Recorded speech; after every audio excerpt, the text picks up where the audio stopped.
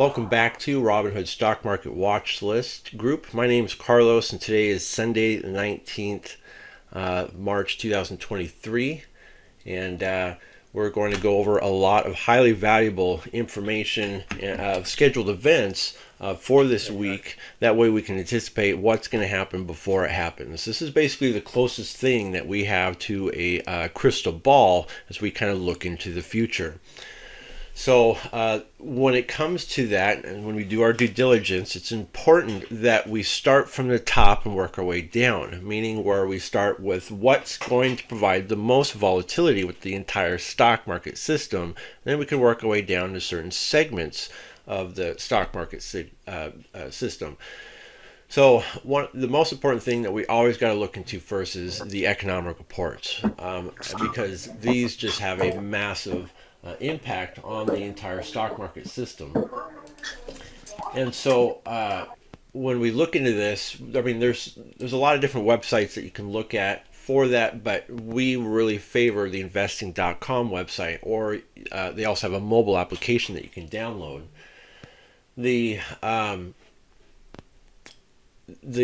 So Monday, you typically there isn't anything for Monday or Friday. That's normal. Sorry, normally but things the are on volume a is too low.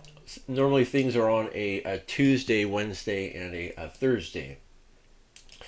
But obviously we don't see anything for Monday because it's normally kind of like a wild card kind of day. You know, a day to kind of absorb whatever volatility that there was on Friday, or enough to kind of absorb whatever news that was going on throughout the weekend. I don't really see any kind of major, news out there throughout the weekend that can really provide a lot of volatility. I mean, today we had Putin visit the border of Ukraine, pretty much, and so but that's really not, I think, enough to really provide some temporarily instability with the market. And so Monday, to be determined. Dave with Lo-Fi is here with us. What do you think Monday's going to be like? Hey, what's going on, guys? Thanks for having me, Carlos. As always, we have an awesome growing community here, and I'm getting a lot of love from the community too. So to be honest with you, when it comes to news, I'm blind without a chart. So what I do is I always look at the chart, and if I look at the S&P 500, which covers most of our equities in the chart, including these horrible financials, it's not as nearly weighted, but it is in there. Now we have it pulling just right around that 200-day moving average. We've seen it actually peak up above it, but this pullback here, this is a very, very important area, guys.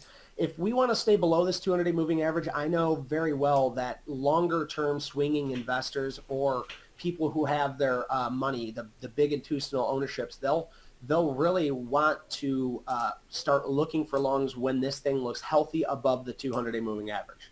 So if we stay above this and we create new higher lows like we have been, 1, 2, and 3, if this is our new higher low, this might be a risk-on scenario. But with the FOMC meeting coming up, which I'm sure you're going to go over, Carlos, I think we kind of just need to see what is to come. And that's what's awesome about having this briefing, because it'll give us a little better inclination of what is to come. So that's my thoughts. Yeah, so and I'm kind of the same way, like the charts and stuff, but also very important to kind of focus on certain things that can provide a lot of volatility. But the market is very is pretty kind of on its own, where it's just going to continue, what it's trying to do, and ultimately, as I mentioned, with where we're at with the market cycle and the economic cycle, the market is recovering, even though the recession is continuing to going down. Because we still have more interest rate hikes and everything, and so, but even though the peak of the recession is near, the recession recovery is really right around the corner, and it's interesting because and we talk about these economic cycles and how it really looks like that the peak of the recession should be sometime this year, but the beginning of the recovery looks like it'd probably be sometime next year. But the market always likes to react a little prematurely, and because it knows this cycle, and so do the top elite investors and whatnot. So that's why we're seeing a pretty decent uptrend with a majority of the market and technology stocks and things. So as we get closer into the second quarter, this is the transitional season of the bear season. And before we enter the bull season, the full on bull season is the third quarter. So that's going to be like your July, June, and your September. We're going to see a lot of technology events where Apple reveals new products and services, and Tesla and many other technology companies, this is usually a time where that peaks, but this is where where you have that buy on rumor, sell on news, because a lot of times by the time they reveal these products, a lot of times their stocks begin to fall. And people are like, I don't understand. Well, things are kind of priced in. They start now, they get priced in by then. The news comes out, things start to fall, and then people are like, I don't understand. Well, that's because it's the whole buy on rumor, sell on news syndrome, and so that's why it's important to focus on this particular cycle and algorithm. But going into Tuesday, March 21st, we have the existing home sales report. And this is a monthly report. And the more rare these reports are, the more volatility that they're going to provide that day. So if it's a weekly report, it's a mild amount of volatility. If it's a monthly report, there's going to be a very good amount of volatility. Or if it's a quarterly report, that's going to provide a massive amount of volatility. So we have a monthly report, so it's going to provide a very good amount of volatility. But now it's trying to determine, is it going to provide bullish characteristics or bearish characteristics. So, but we'll get to that. But it's also important to know what time it's going to be released. That way we know, is it going to affect pre-market or is it going to affect sometime after the market opens. And so, but when we're looking at it on the website, it's going to default to the Eastern time zone. So it really depends on what time zone that you're at. You kind of have to do a little calculation or reset the settings, so that way it's in your time zone. But if you're looking at on the mobile application, it's going to automatically configure it to your time zone. So that way you know exactly what time it's going to be released. So this is going to be released 30 minutes after the stock market opens. And it's basically telling us that the forecast is expected to be higher than the previous.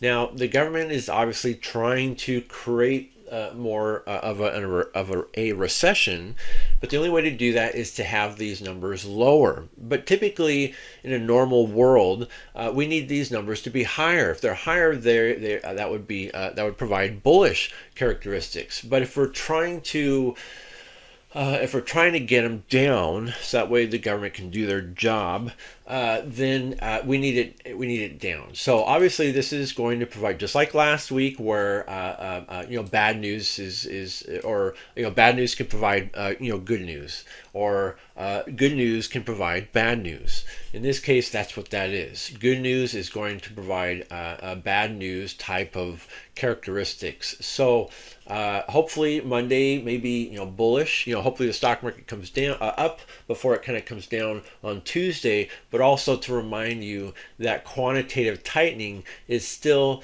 going to be aggressive for a few more months. And this is where we can kind of get some of the quantitative tightening schedule from the Federal Reserve Bank of New York. And so, but for a few more months, again, it's twice a week, and then it'll become once a week, and then once every couple weeks, and then once every month, until it's really nothing. And if you're not sure what quantitative tightening is, or also sometimes if you're watching like Bloomberg Radio or Yahoo Finance, what they're going to say is QT.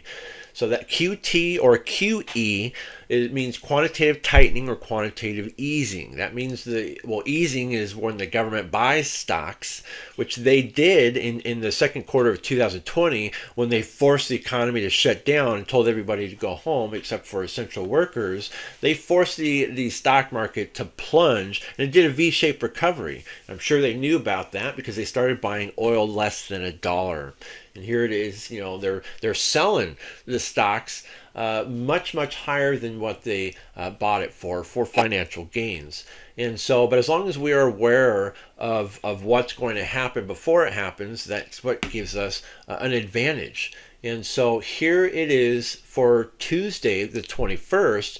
The government is scheduled to sell $3.4 billion worth of stocks. But this Thursday, they have scheduled to sell $4.5 billion worth of stocks, which is actually very, very low. If you look at other Thursdays, normally they're in the teens, $12 billion, $15 billion. So, but for some reason, this Thursday is scheduled to be a very, very low amount.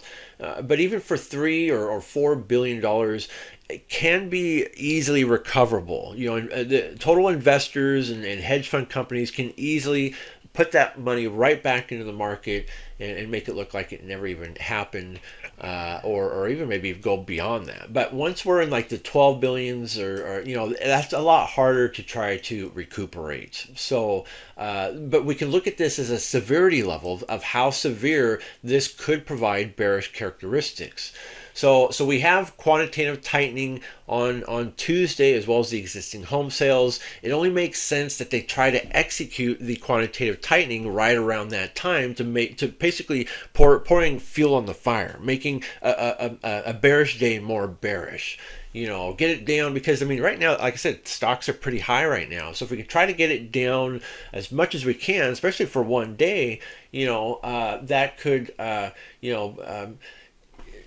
give people a good buying opportunity as the market continues to go up. So we need some big dip days, and Tuesday, March 21st could easily be that. So like I said, we got those couple things there. But going into Wednesday, we got March 22nd.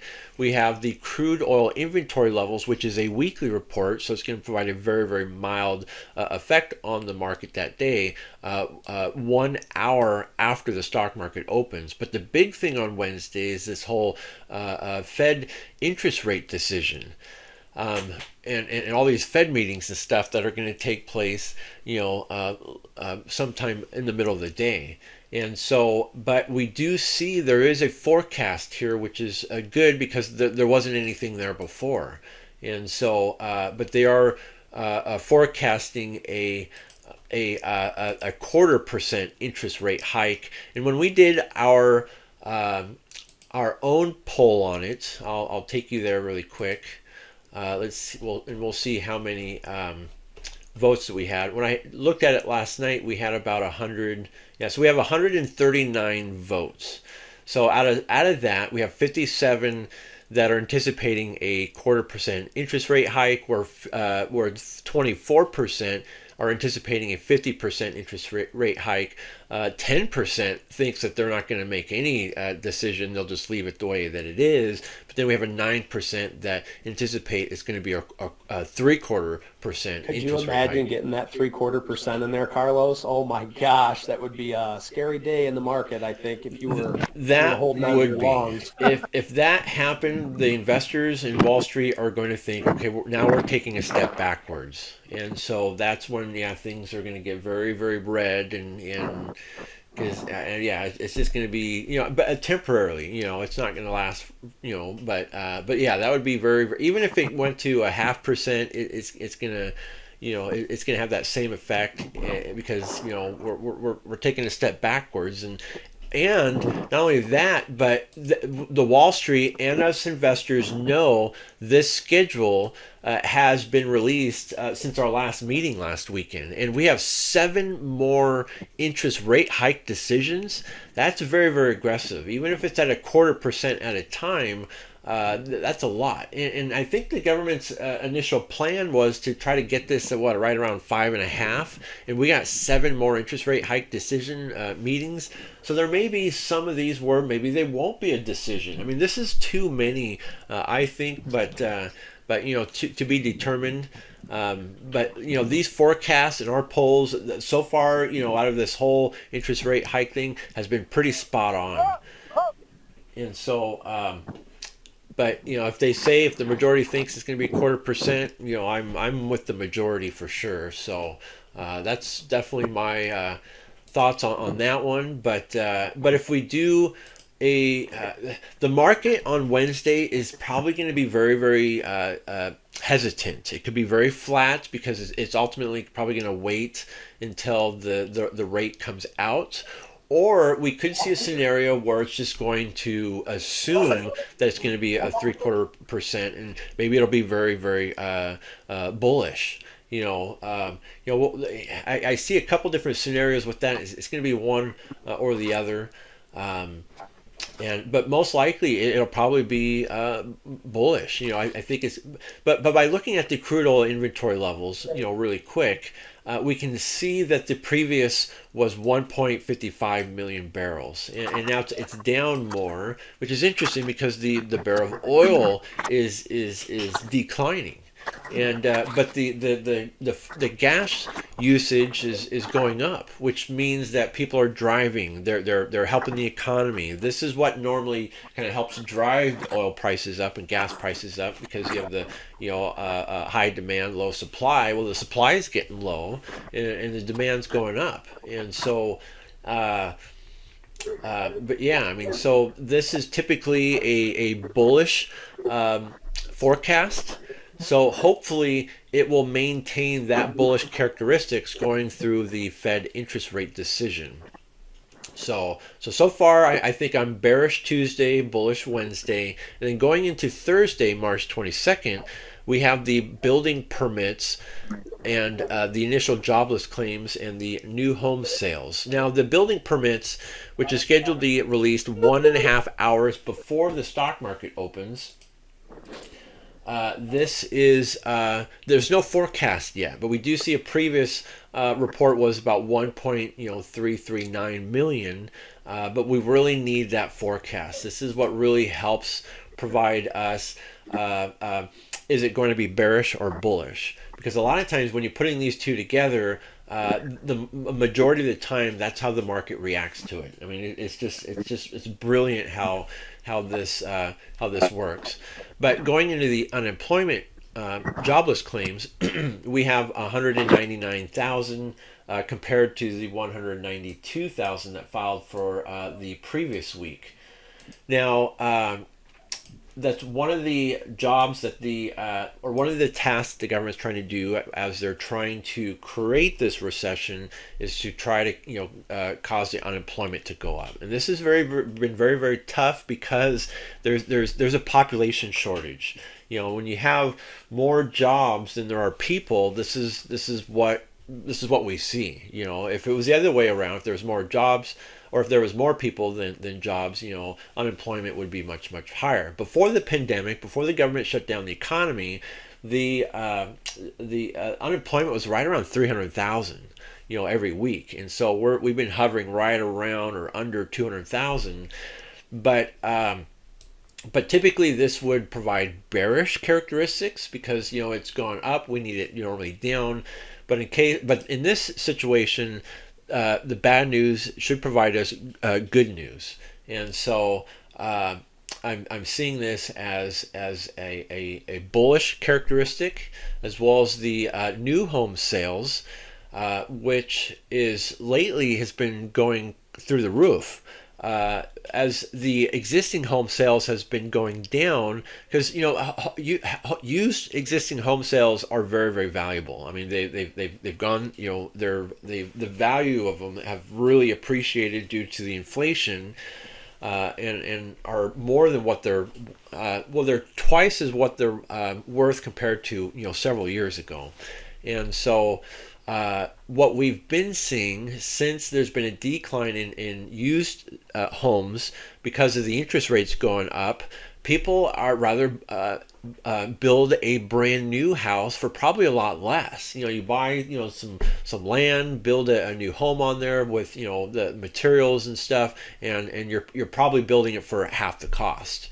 And so what we've seen is the new home sales have gone from 400,000 to 500,000 to 600,000, and last week was 670,000. I mean, I've never seen it that high, but now it's forecast to come down to about 648,000. So again, this would normally provide bearish characteristics, but again, this should be bad news is good news type of situation. So hopefully, that maintains at that, and Thursday is a bullish day. If not, then we could see some bearish characteristics, but I don't think so, because we're still in that weird little that phase of the when bad news provides us good news, and good news can provide bad news, until further notice. Which so on Friday, March 24th, we have the core durable goods orders for the month over month for the month of February. This report is scheduled to be released 1 hour before the stock market opens.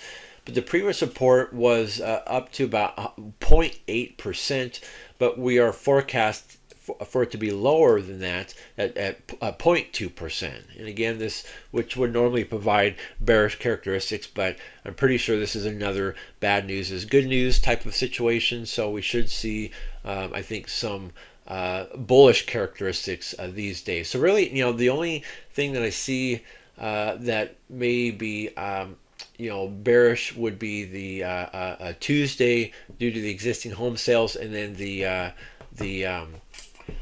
the quantitative tightening, and then we have the quantitative tightening on Thursday as well. But with the amount of volatility that we have on Thursday, with probably a lot of the volume, I think it'll really kind of overdo the quantitative tightening characteristics. So it's definitely going to be a very, very volatile week, but to me it looks like the majority of it should be pretty bullish. So whatever the week ends, it should be much higher than when it started. And so then going into the next section here is going to be our earnings report. Now we're approaching the end of our earnings season, and so there are a few some pretty major companies that are left over that we'll kind of talk about. Unfortunately, some of them are tomorrow morning, on Monday morning, like Foot Locker or NIU, but there are plenty of other ones that'll give us plenty of time to watch and to analyze. And so, but looking at some of our analysis on here, we do have this Chinese e-commerce platform, but this is one of them that'll be released tomorrow morning before the stock market opens. And it's Pinduoduo, Daodu, I don't know how to pronounce that, but very interesting little platform. It's probably like a copycat of what shop.com or something like that, where people can sell their products on there, or have some kind of website over in China. The company's earnings release, though, has almost a 71% expecting an earnings beat. And so, but option traders are pricing in right around 11% price movement, when normally it's moved right around 14% in the past. But that's going to be very interesting. But I wanted to show you guys this one, though. This is Nike. Nike is scheduled to release their earnings on Tuesday, March 21st. After the stock market closes. The company's earning release has a 79% expecting an earnings beat. That's very, very high. As we've talked about this in previous meetings, typically average is right around 65%. If it's below that, it's below average. If it's more than that, it's considered above average. Option traders are pricing in right around 8 to 9% price movement in either direction, when normally it moves around 7 to 8% in recent quarters. But sometimes I put clues in the images, or sometimes a picture can say 1,000 words. Why do you think that I put this picture for this earnings article? Anybody have any ideas? Dave, have you seen the new trailer? It's called Air. I actually have not. I'm Oh, interested though. Tell me okay. more. I think it just came out a few days ago. I just saw it a few days ago. I don't know if it just came out a few days ago, but so Hollywood decided to do a movie on the Nike shoes that was based in like the 80s or 90s, and it looked like it was kind of like a struggling company, and but they had these ideas. One of these guys, which these are the movie stars that play in it, decided to let's put a let's pick an athlete and pair it up with our shoe. And somehow they came up with Michael Jordan, and they came out with these shoes called Air Jordans. And so the movie's called Air. You can easily watch it, on YouTube. Just type in Air trailer, and then you'll see that. But what happens when there's a movie that's promoting something? All of a sudden, the Nike's sales are going to go up. Now that hasn't happened just yet, but because the movie hasn't came out yet. But again, investors like to do things a little prematurely, and so but just know that during the next quarter, the earning release quarter, so in 3 more months, the Nike sales are going to be, some pretty crazy high numbers. They're going to make a lot of money. So again, remember, buy on rumor, sell on news. This movie is going to help Nike's sales because people are going to watch this. They're going to see this based on a true story movie, and we're going to. It's pretty much like free advertising, for this brand, and so that's why I put this here as kind of a reminder. Hey, there's some stuff going that's in the pipeline, for later on this year. So just stay tuned on that. Watch the trailer. Just know that this movie is going to have a cause and effect. And then all of a sudden we have Foot Locker, which is. Do you mind Oh, if yeah, I yeah, go yeah, over yeah, yeah. Let's PDD take a and look at the Nike? charts on Nike. Dave, do you have that pulled up? Yeah, I do have it pulled up, guys. If you'll just check out my screen here, I have it shared for you, so you can actually see what the chart looks like. Because for me, guys, I'm blind without a chart. I don't go 100% when I hear news. I don't go 100% when I hear a nice little tip or trick about something going on. I got to see the chart. So right here on Nike, we can see it's been in a downtrend with the overall bearish market that we have had since last year. And now look, guys, it's up above this 200-day moving average and coming back down to test this support. This is a very, very key area right here, guys. If this wants to hold this area that I've laid out for you, 116.50-ish, this area, if it can hold above this 200-day moving average during the next few weeks, or let's just say when earnings comes out on the 21st, this has a very, very key area.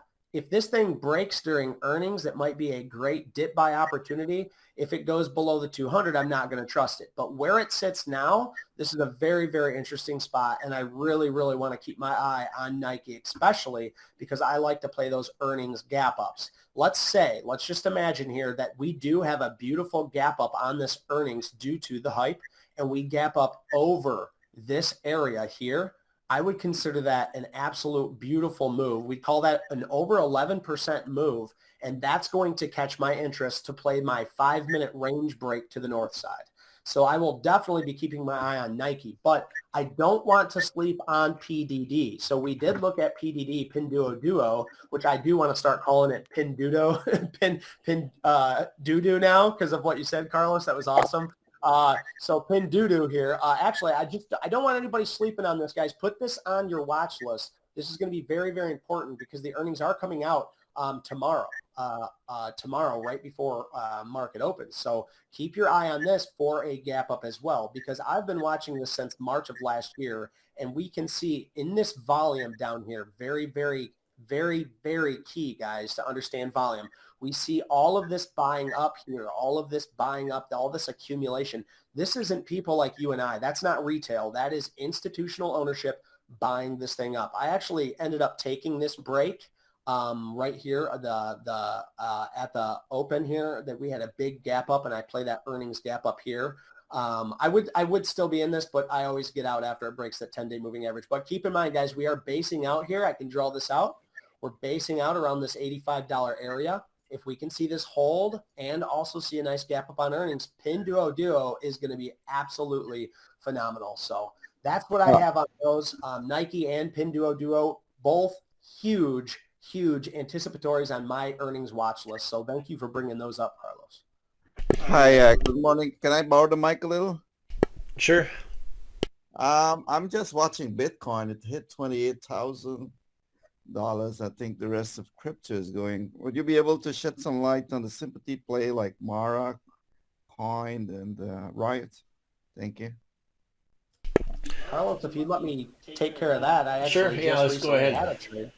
Sure. So guys, if you can see my screen here, I actually have Bitcoin pulled up on my Trader Sync or my Trader View, and you can see here we were covering this for quite some time. We seen Bitcoin basing out here after it pulled down and retested, and then right here at this breakout, we actually, because I don't actually have a crypto mining, what I actually will use is I'll play Mara or Riot. And I like Riot, R-I-O-T specifically. It's a Bitcoin miner, and it was above the 200-day moving average, as you all know that I like to play. So this thing is breaking out. It is continuing higher, and Bitcoin is absolutely looking amazing here, guys. But I do always like to keep in mind when you're playing a Riot, a Mara, or any type of cryptocurrency, I don't like to tell people to be buying these breakouts or buying at these highs. I always like to wait for a retest of support. So keep that in mind, guys. No fear of missing out buying into these. Just keep your eye on them and look for pullbacks for support. If this thing can pull back and get resupported, either here at 534 or back down here at its base at 520, those would be more ideal spots to be buying into these shares. So that's what I got for you, Willis. My boy, New Vision. Thank you very much. Thank you, guys. Thank you, Carlos. Yeah, and I'll provide you some insight here on some crypto. I'm kind of uploading it right now. Give me a moment, but I do want to say that it's important to know our variety of cycles in things, and like our market, it has a yearly cycle, but also has a 10-year economic cycle. But cryptocurrency also has its own cycle. And cryptocurrency basically has a 4-year cycle. And so I'm still trying to find everything here. So I'm going to pull up an image here on my screen. I gotta mute some of you guys here. Hold on here. Get some background noise. Okay, so on my screen here, I'm gonna pull up an image here. I don't know if So what we're seeing here on my screen is basically the beginning of cryptocurrency. When Bitcoin came out, it was like $1, and then it plunged down to like a penny. But when the creator of Bitcoin came out and said, hey, he was going to do this, but he wanted to ensure it was always going to appreciate no matter what. But how do you get something like this to appreciate? And naturally, and doing it for a very, very long time. And so he created an event called Bitcoin halving, which is an event that takes place every 4 years. Now, other cryptocurrencies has their own little things and gimmicks to try to get those to always appreciate. But what happens every 4 years with Bitcoin is that they subtract Bitcoin out of the system, let's say half, and then they leave the dollar amount there. So that just will naturally double. But plus you have other people that want to take advantage of this opportunity. So they pump more money into it. So really Bitcoin, quadruples, every 4 years. And so, but we have learned of these certain phases of this 4-year cycle. Now, every black bar that's cut through is completes that 4-year cycle. But then we have these fainted lines in between this image that provides us the years out of these. And so I'm going to pick a different one, so that way it'll allow us to zoom in a little better on this one. So this is ultimately the 4-year cycle. Okay, so the last time that we had a Bitcoin halving event, which was in May of 2022 or in 2020, Okay, and then so when that happens, it doesn't take an instant effect, but I mean it slowly goes up. But the next year, so 2021 was when it really, when we saw record breaking numbers where Bitcoin had reached $60,000 when the previous highs was around 16, 17, $18,000.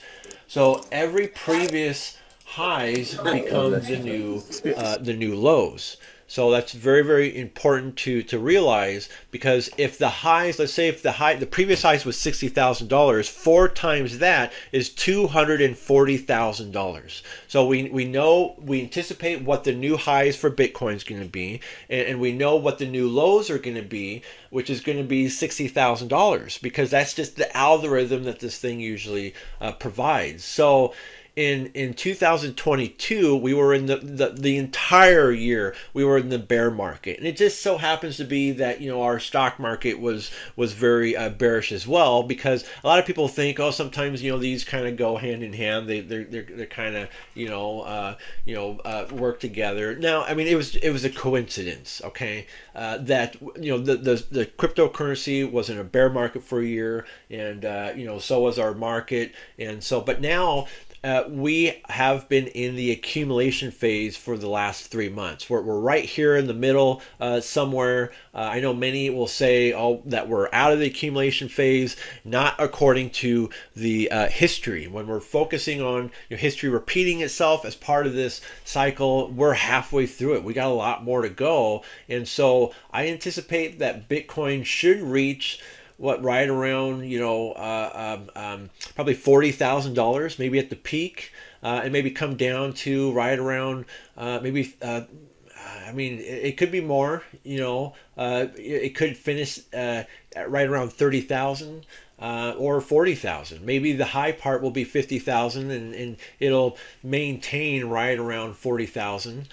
Because we have this $20,000, $60,000 range, and so right in the middle is going to be right around $40,000. So that's probably where this should be, is about $40,000 is kind of the what would we call like the neckline.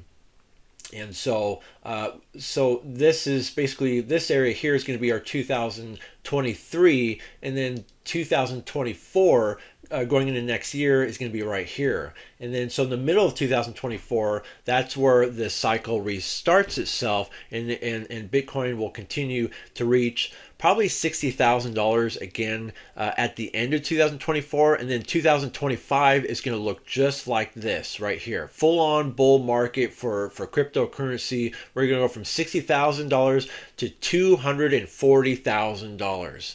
And there's another image I have here that I'll show you, which is very interesting. Oh, I didn't post it on there. Well, let me get it on there here really quick. Yeah, it's very interesting. It's funny. It's comical, because it's so true. Because every time when we have these massive dips, that people start to panic, and they start to do this panic sale and stuff. So this is kind of one of those little things here that I'm talking about, where in 2001 Bitcoin reached a penny. Everybody thought it was just for criminals, it's dying, don't invest into it. But a lot of people kept investing into it. But in 2015, after the Bitcoin halving event, Bitcoin reached a very low, bottomed out at $200. And then in 2020, we had basically the same thing, where it plunged down to $3,800, and everybody's thinking it's dying. But then in 2022, which is just recently, it bottomed right around $20,000 to $18,000. Well, in 2025 or so, people are going to say basically the same thing. It's going to bottom out. Well, this says $100,000, but really, it should be right around $60,000. So $240,000 should be Bitcoin's highs. $60,000 should be Bitcoin's lows during that part of the cycle. So hopefully, this all makes sense, whether it be the charts and graphs or the economic cycle, because again, history will always repeat itself when it comes to this. So getting back on track with the earnings reports, we do have again the Foot Locker, which is very interesting because we grew up with going to these shopping malls, and Foot Locker was always kind of the ones there. And then some people are like, I don't remember seeing a Foot Locker. Well, I mean, I don't think people are going to malls as much anymore these days, but they're still there, And so, but Foot Locker, which is the ticker is FL, they are confirmed to release their earnings tomorrow morning before the stock market opens. But the company's earning release has a 26% expecting an earnings beat, which is terrible because most people like to shop online. They don't like really going out as much, but I'm still a little old-fashioned, like to try things on before I buy them. But a lot of companies like Amazon will send you clothes, try it on before they even bill you for it. And so that way, if you don't want it, just send it back. And so online companies are doing things to make it easier for consumers, but making it more competitive for companies like this. However, option traders are pricing in around 11% price movement in either direction. When lately it's been right around that as well, up to about 13 to 14%. Any insight on Foot Locker, Dave? Yeah, man. I'm really happy you asked about this one because I actually just did a video today on pullbacks, guys, about how you don't want to buy the breakouts, that you want to wait for pullbacks to retest these very, very key areas. And if we look at Foot Locker, it caught my interest after it broke above this 200-day moving average and started basing out. Now it's been creating this range, making new higher lows. Right here's 1, 2, 3, 4, and here's the 5th higher low. This 5th higher low is the back test, guys. Right here is the breakout. You could have played this breakout. You could have made some money on this breakout. But if you're looking for something more longer term rather than a swing trade, this would be a beautiful buy right back here on this $39 even. You could see all this accumulation that got built up. You could even call this a cup with handle, I guess. But what I like is that it broke out of this area on volume, pulled back, and now has retested that area and has moved up. So the volume being here and the earnings being expected tomorrow, really keep this on your watch list, guys. Carlos is setting you up with some really, really good volatile incoming tickers, okay? So keep this one. Don't sleep on Foot Locker, guys. It's already retested, and it's looking strong. We need to see what's going to happen after earnings, and then from there, we can make our decisions. That looks like kind of what is forecast to happen. I mean, if we kind of do some mathematical equation, if we're rounding it up to about 10%, so if it does plunge 10%, that would be kind of the magic number. It'd be right around $39. And so, but when we're looking at it, timing wise, Foot Locker, which is scheduled to report on Monday, but Nike, which is scheduled to report on Tuesday. So if Foot Locker misses their earnings, but Nike beats their earnings, what do you think is going to happen? Foot Locker goes down on Monday, but Tuesday, Foot Locker goes back up. Because they both, I mean, where do you buy the Nikes? Normally, you would have to go to Foot Locker to buy them. And so it just seems like a very interesting setup for this to happen.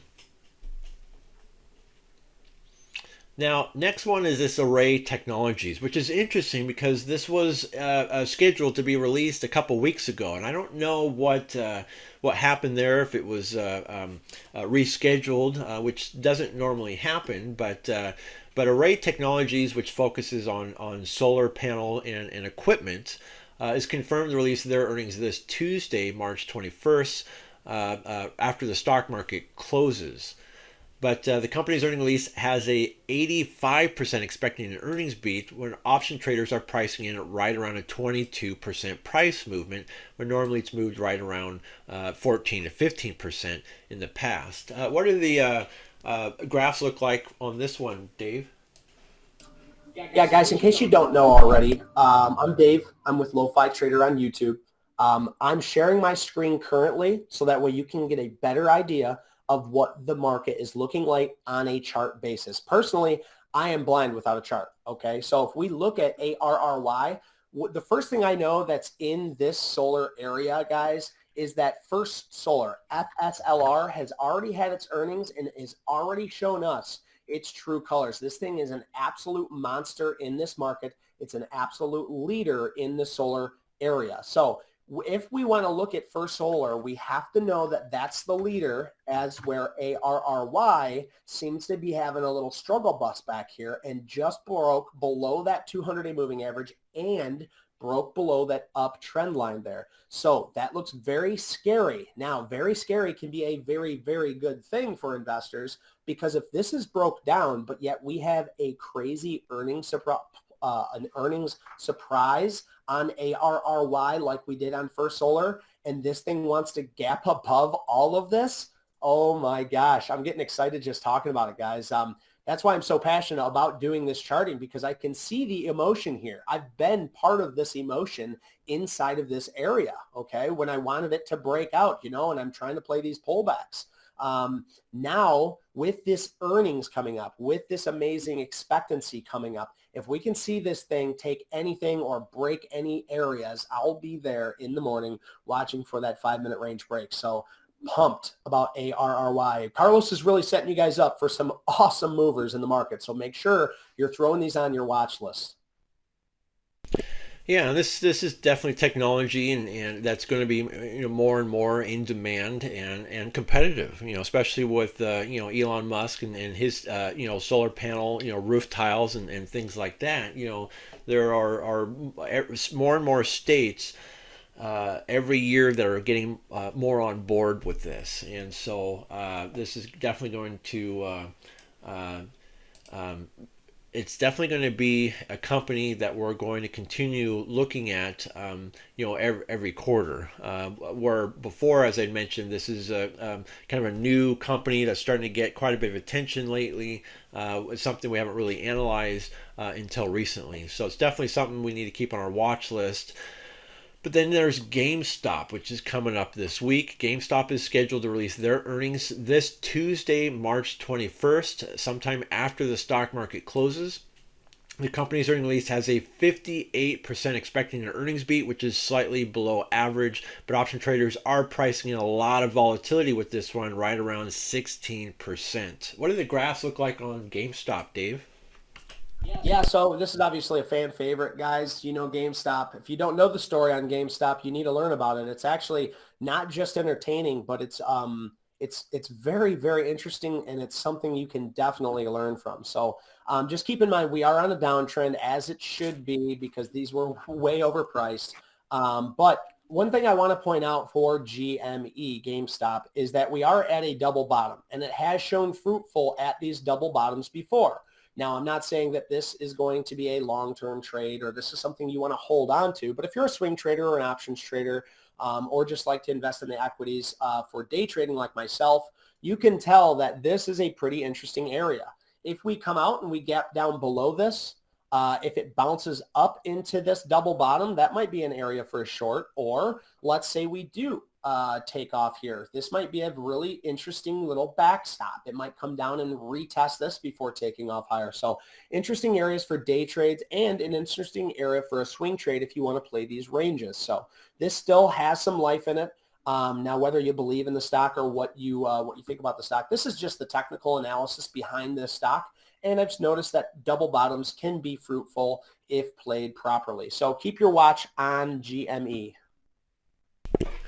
Yeah, it definitely kind of looks like a funky double bottom, but maybe it's deceiving. Maybe something, but it is kind of bouncing on the bottom.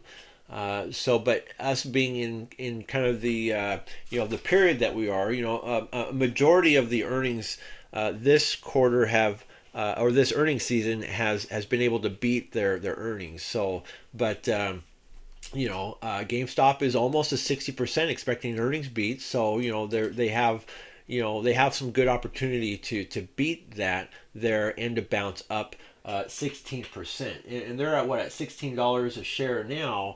So you kind of do the math at 16% on that. So we should be right around bouncing back up to that $18 area or so. Yeah, from where we're at, that's about $19 there, Carlos. Yeah, so that's what it looks like, what it should be doing, and most likely that's probably what it's going to be doing we have the the support and resistance kind of mapped out there.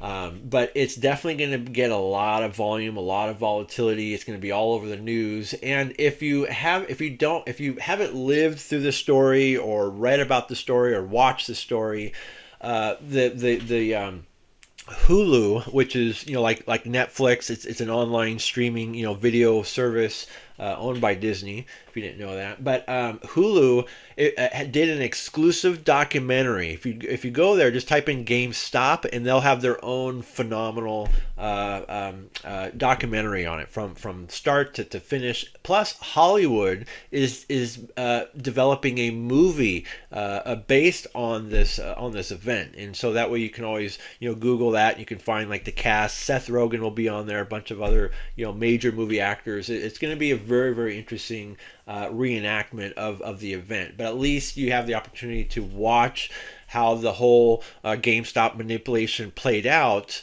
by watching that documentary on Hulu.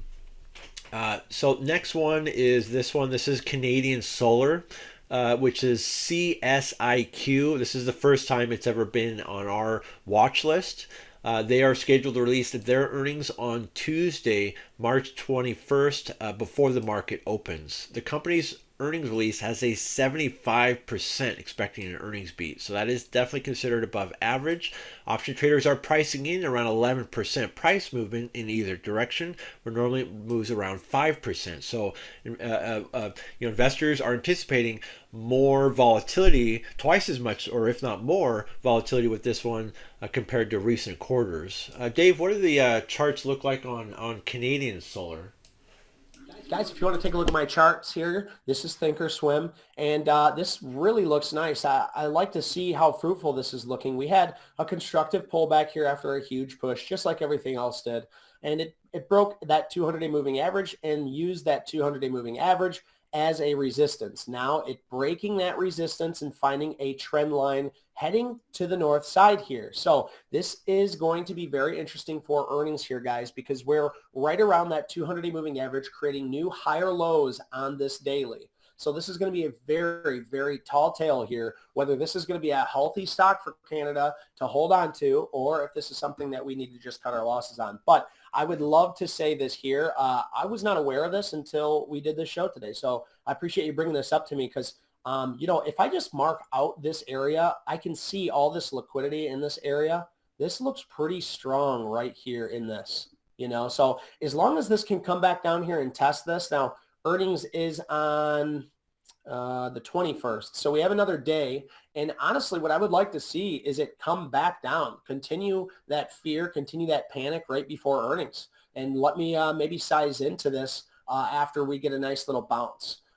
Either way, however you play this, if you're looking at this for a long term, I would use this uptrend line. If it breaks this $31, $32 area, I'm really going to have my eyes on this. But with like First Solar, ARRY coming out before CSIQ, you can always take a look into the financials into these two guys just a little bit and see, what does it look like? Is this thing really beaten down? Are they diluting their investors? What's going on? And just by first quick glance on the actual investing side, it does look like they are losing some profit margin, but they do seem to have a very high revenue. So looking into this, guys, if we get a good earnings beat on this after a big pullback, that could be a very nice sign for this stock. So don't sleep on CSIQ. Yeah, no, that's good information. That looks good. It's following that trend line. As long as it doesn't fall through it, it should just keep going up, especially throughout the year. And so, no, that looks good. So next one is 10 Cent Music. And so, and I wanted to put this image here because a lot of people aren't familiar with this. It's definitely a like a Chinese musical mobile application. But 10 Cent Music Entertainment, which is TME, is confirmed the release of their earnings on March 21st on Tuesday before the market opens. The company's earning release has almost a 75% expecting an earnings beat, which is pretty strong for them. Option Option traders are pricing in right around 11% price movement in either direction, where normally it's moved right around 8 to 9% in either direction. Dave, what do the charts look like on that one? Yeah, sure. So, it's starting to actually look constructive here, but I'm still going to need some more time with this because the only thing I can really pinpoint, is, this area from way back here. That's about the only thing in the area that we're at. So if it can at least trade sideways here, or at least show us a little hint into the earnings of what is really going on with this stock, that's when I'm going to really want to, what I would really like to see is this thing break this area. See this top, this sloppy top on the top here at 9. If it can break through that, that's when I'm going to be interested. That's when I'll be looking at it for that pullback to retest this area. So this is a very big area of importance, and I really would like to see this earnings break through on volume, maybe pull back for a retest here, and then we can see this thing continue higher. If not, if we break this small area, it's off my watch list, and I'm not gonna be watching it. So this 750 area is my line in the sand, if you will. Yeah, and such an industry with so much competition too. It's how do they can Yeah, good stay point. afloat? I don't know, but then there's Chewy, which is kind of an online pet food company, a little online store that's which is CHWY, has confirmed the release of their earnings on Wednesday, March 22nd, after the stock market closes. This company is scheduled to release, or this company's earnings release is anticipated to be right around 73%, expecting an earnings beat. Option traders are pricing in some pretty good volatility with this one, right around 12%, where normally it's done right around 11%. And even when the pandemic happened, online sales just went through the roof. Chewy became a very, very volatile stock. And so, but it still is, but the percentage over the time has come down, but now it's starting to come up. So, but this is a very important stock and company. What do the charts look like on Chewy, Dave? Well, I'm glad you brought this up because I'm definitely going to keep this on my watch list. We need to see what's going to happen for the earnings because I think that this is in a very, very interesting area. So whether you believe in Chewy or not, you could either be a bear or a bull in this situation. Let's take a look at the chart. We had this breakdown just like we're going to see across all companies, all major companies, anything that's not a small float. You're going to see that breakdown. You're going to see that same type of pattern in a certain sense. Now, we found a low. We're creating new lower highs almost every month here, guys, or less than. So if we look at this uptrend, there's a few things that we can look at. First of all, we're right at that 200-day moving average. It is curling up. That's positive news.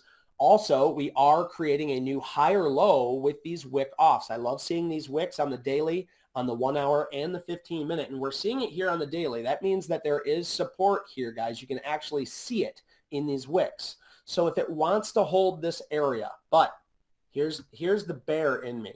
I seen it break this trend line and break the 200-day moving average, and now it came up to test, and we're seeing a wick off on the daily on the top. So I feel like there is a huge battle right here, Carlos, like a huge battle between the bears and the bulls, and you can see it right here in the volume, guys. We're starting to get higher than average volume, and because earnings is coming up on the 22nd, don't sleep on Chewy. Now, personally, the bear in me wants to take some shares short in this area just to see what happens, risking maybe, the top of this candle. But I'm not going to do anything until after earnings. So we're going to see what comes of that. But wow, this is just seeing this makes my heart race a little bit. This looks really exciting on both sides. On both sides, you can't sleep on the bulls here because this thing really can take off. It really can take off. It's been accumulating for a while. We are seeing higher. We're starting to see what I would consider more of an institutional buying here at these lows, all this buying up. So, it really could go either way. It really could go either way. These institutional ownerships might see the earnings and say, hey, no, we're disgusted with this. And then they sell all of it for their gains. Or possibly they start buying up more after the earnings comes out and it shows that people have chose Chewy over their local distributor and they want to get their items for their pets delivered. So that seems to be the way to go anyway, but I guess we'll wait and see. Yeah, the chart looks good. It looks like it's kind of following the path there, and so it only makes sense that it could easily, with its high percentage expecting an earnings beat, that it could easily bounce up, right around that 10%, and for it to go from $39 to $40 should easily get to that what $44, $45 area, back where it's kind of bouncing off between the lows and the highs. So that's I'm a little optimistic with that one, just with the way the charts look and with all the other numbers, anticipation and stuff. The only thing that we got to do as we get closer into that day is to look at the options activity to try to follow the money. Where are people putting their money on? Is it more on puts? Is it more on calls? Right now it's probably a little too premature, but as we get closer into Monday, Tuesday, and then Wednesday, we'll have to really look at that to see, is it going to be a majority of calls or a majority of puts, or it could be a blend 50-50, because it could go either way. Because if this thing moves 12%, that could be pretty good if we do straddling that to help surpass any kind of implied volatility crush in case things don't work out. But volatility can really help out with that. Um, so One more thing too, just take a look at the financials, guys. Make sure you're looking at the financials. If you can learn how to look, or at least take a peek into the financials, it can give you a little bit more rigidity on your trades. Like, it can give you a better foundation and give you a better understanding of what you're getting into. So if you just take a glance at Chewy, you can tell that they aren't just some operation that's constantly burning money. They have nice revenue growth here. They have a nice earnings per share growth. We had a few times there where they had a nice pullback in their earnings growth, but their earnings per share here is looking nice. It still looks like it is growing. So don't sleep on Chewy, guys. I do like it. I like it. It's a very interesting spot. yeah, Chewy's definitely going to be all over the news, and one thing that as pro traders say is buy on rumor, sell on news. So the idea is to take advantage of what's going to happen before it happens, and Chewy's definitely going to be one of them. So make sure that's on your watch list. NIU, which is one of the ones that are scheduled to be releasing their earnings tomorrow morning.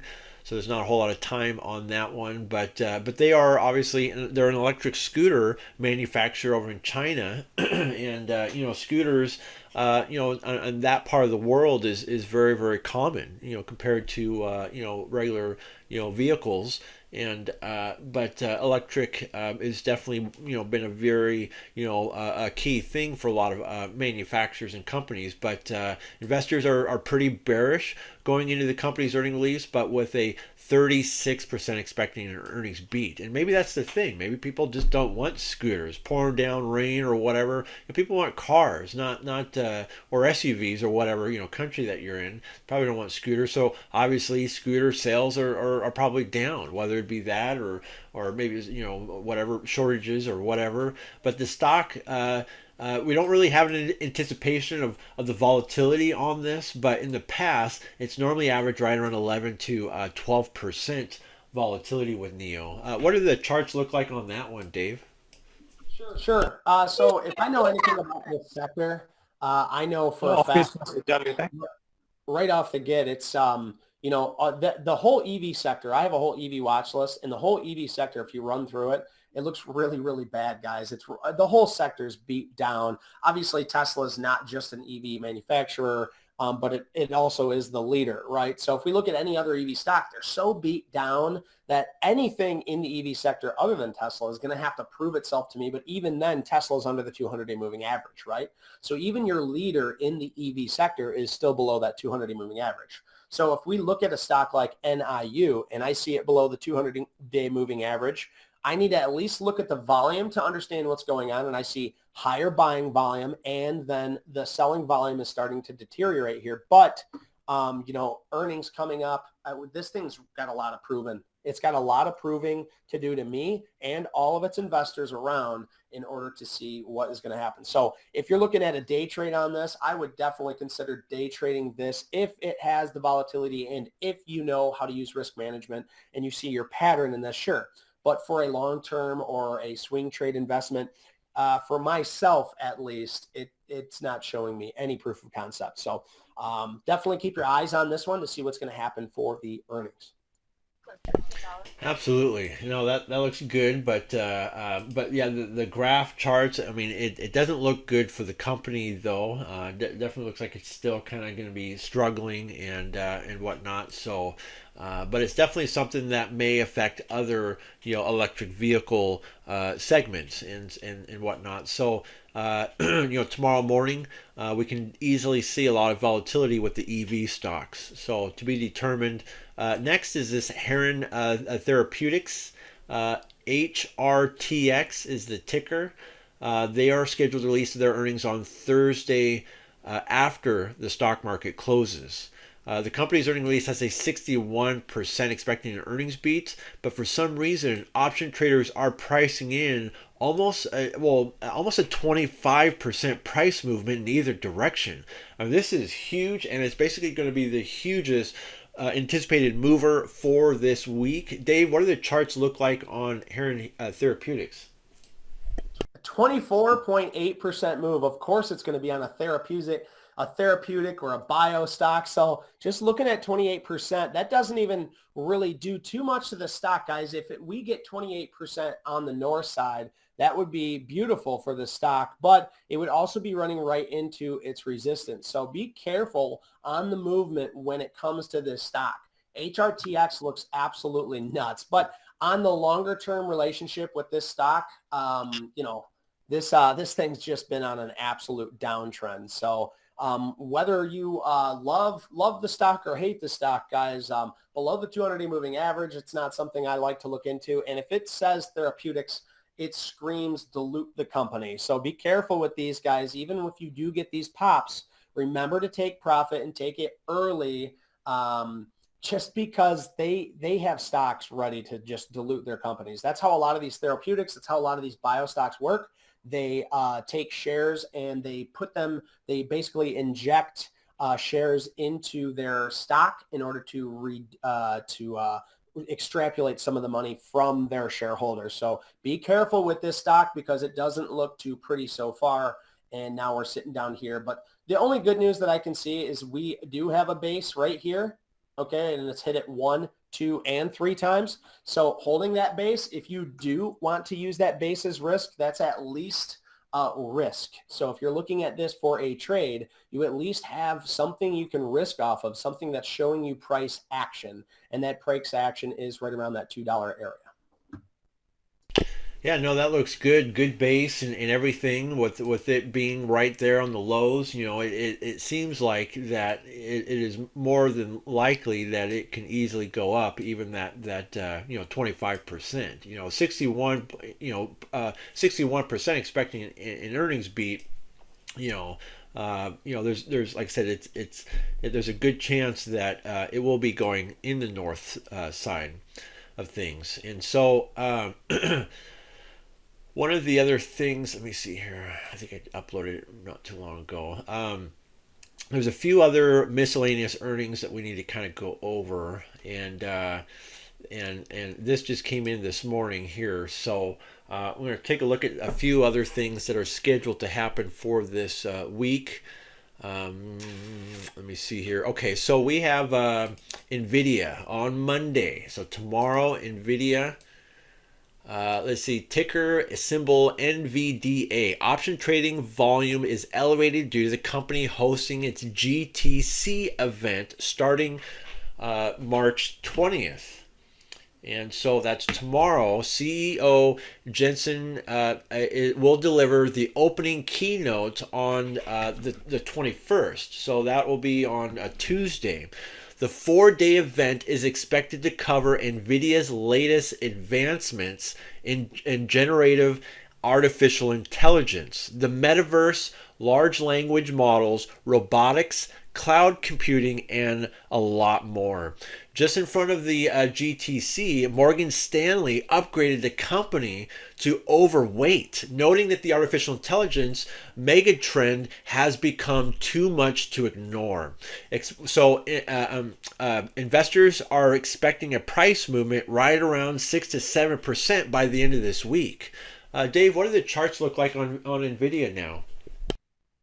You know, I'm really pumped that you wanted to bring up NVIDIA because I actually played this during my live stream. And guys, if you want to see me on live stream, just subscribe to my YouTube channel at LofiTrader. I go live every single day, Monday through Friday, 8 until 12. But guys, this NVIDIA trade is absolutely beautiful. After it came back and tested this uptrend that we talked about, after it broke out on volume, we held up until it hit its new area of liquidity of that 264. Now it's actually coming back to pull back and test these areas, okay?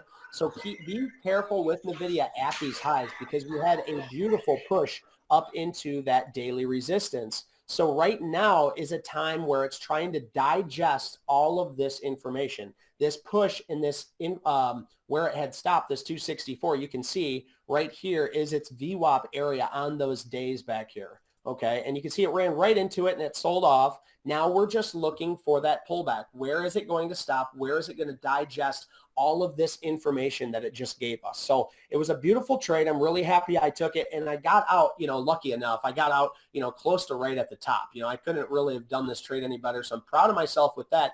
But you're not going to sleep on NVIDIA, especially after a push like that, guys. Throw it on your watch list. Watch to see how it's going to shape up here. If it starts shaping up just like it did, forms a base, new higher lows, and creates a trend line up that wants to back test to show you proof of concept, well, then we'll have a beautiful trade. So I absolutely love NVIDIA, and I'm really happy that you brought that up. Yeah, it looks good. The only thing with NVIDIA is that compared to a lot of the charts that we've been seeing is that a lot of the charts have been kind of bouncing on the bottom or maybe starting its little uptrending. NVIDIA looks like it's been uptrending for quite a while. So I'm worried that what if this is one of those things where NVIDIA is already priced in for this event, and this could be one of those buy on rumor, sell on news type of situations where this is the news, and we could see a pullback on NVIDIA. But then again, if they reveal certain things that maybe investors didn't know about, this could provide bullish characteristics. But just know that not only will NVIDIA is going to be very, very volatile this week, but obviously this is going to provide a lot of volatility with the rest of the semiconductor companies. Like AMD is going to be very, very volatile. AMD and NVIDIA, I would imagine, is going to be within the top 10 most highly active stock options for this week because of this event, especially if it's a 4-day event, Monday, Tuesday, Wednesday, Thursday. I mean, this is going to be a lot of fun. Now we also have Credit Suzy, which is, I'm glad this is on the list because Credit Suzy has been all over the news throughout this weekend. I think it's Credit Suzy, which is the ticker is CS. Option trading is going to be or option trading volume is elevated due to the market participants betting on the bank's odds for survival amid turmoil for the entire sector. Expect price movement by about 60% in either direction. That is huge. By the end of this week, what does Credit Suzy look like on your charts, Dave? Hey, Carlos, I'm not 100% sure, but I'm pretty sure they pronounce it Credit Suisse. I think it's a bank out of Finland, but I'm not 100% sure on that. I'd have to look, but I think it's Credit Suisse. And guys, if you guys know this bank, the banking industry, very, very scary area to be in right now. It really is. So be careful out there in your banks. These could be the best time or the worst time to be buying these stocks up. But it looks like a penny stock now after it's just been completely sold off. A huge downtrend here, guys. So anything like this, you need to be careful with. If we actually look at Credit Suisse with my moving averages up, it makes it look a little bit more rough, but if you don't understand what's going on here. But let's go ahead and zoom out on the daily, and you can tell this thing is just well below the 200-day moving average. And anytime it's came up to touch it, it's failed. So, is now the day that it's going to turn around and start heading higher? I highly, I doubt that when it comes to the history of this stock. So be careful, mind your P's and Q's out there, but do keep in mind this volatility is absolutely insane in this area. It's never seen volatility ever in its life of this stock down here at these lows at $1.75. Okay?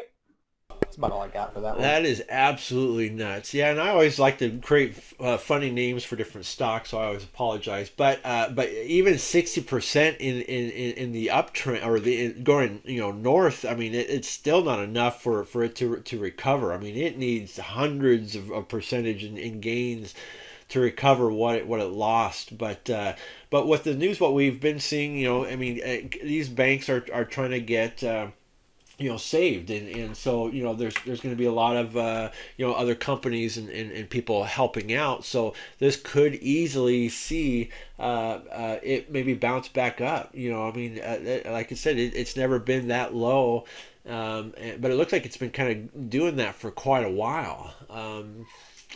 Gosh, I mean, yeah, that's just, but yeah, we're just going to see a lot more volatility with that particular stock. So it looks like for Tuesday we have the SoFi that I like to usually call the option trading volume is elevated due to the companies presenting at the Bank of America electronic payments. Whatever that is, expected price movement right around 9 to 10% by the end of this week. What do the charts look like on SoFi? I've been watching SoFi for quite some time now, and I actually had it on my watch list for a potential buy area when we were in this, because the gap up on earnings was beautiful. It had accumulation down here where you could see some institutional ownership buying in it. And I actually held on to this trade. We made a little bit of money. You can still see my marks on here. I played a 5-minute range break on those earnings. But now, obviously, below this 200-day moving average, guys, I'm not watching this very well. If it wants to get above this and start showing proof of concept, then I'll be ready for it. But right now, SoFi, obviously being in the, the banking area and having exposure with those financials, not to say that, SoFi is going to collapse or that they're in, I don't know the news all behind SoFi. But what I can say is, if it wants to shape up here, this might be a potential buy area. But, I would definitely use this low as a sell-off point because, being on the 200-day moving average, I'm not going to be playing with this thing at all. But earnings will definitely, give us a little insight onto whether SoFi is going to be able to hold on with this this financial sector just being absolute ruins. But that's not for a couple more months here. So we need to see this thing start showing proof of concept above the 200-day moving average for me personally, Carlos. Yeah, hopefully it found its little bottom there, and with this event that's coming up on Tuesday, hopefully that will change its trending direction, hopefully going upwards and then going up to about 9-10%. That should be, a pretty, a decent jump. And then, but next is a firm which on Tuesday option volume is elevated due to the company presenting at the Bank of America electronic payments as well. And we're expecting a price movement right around 15% either direction.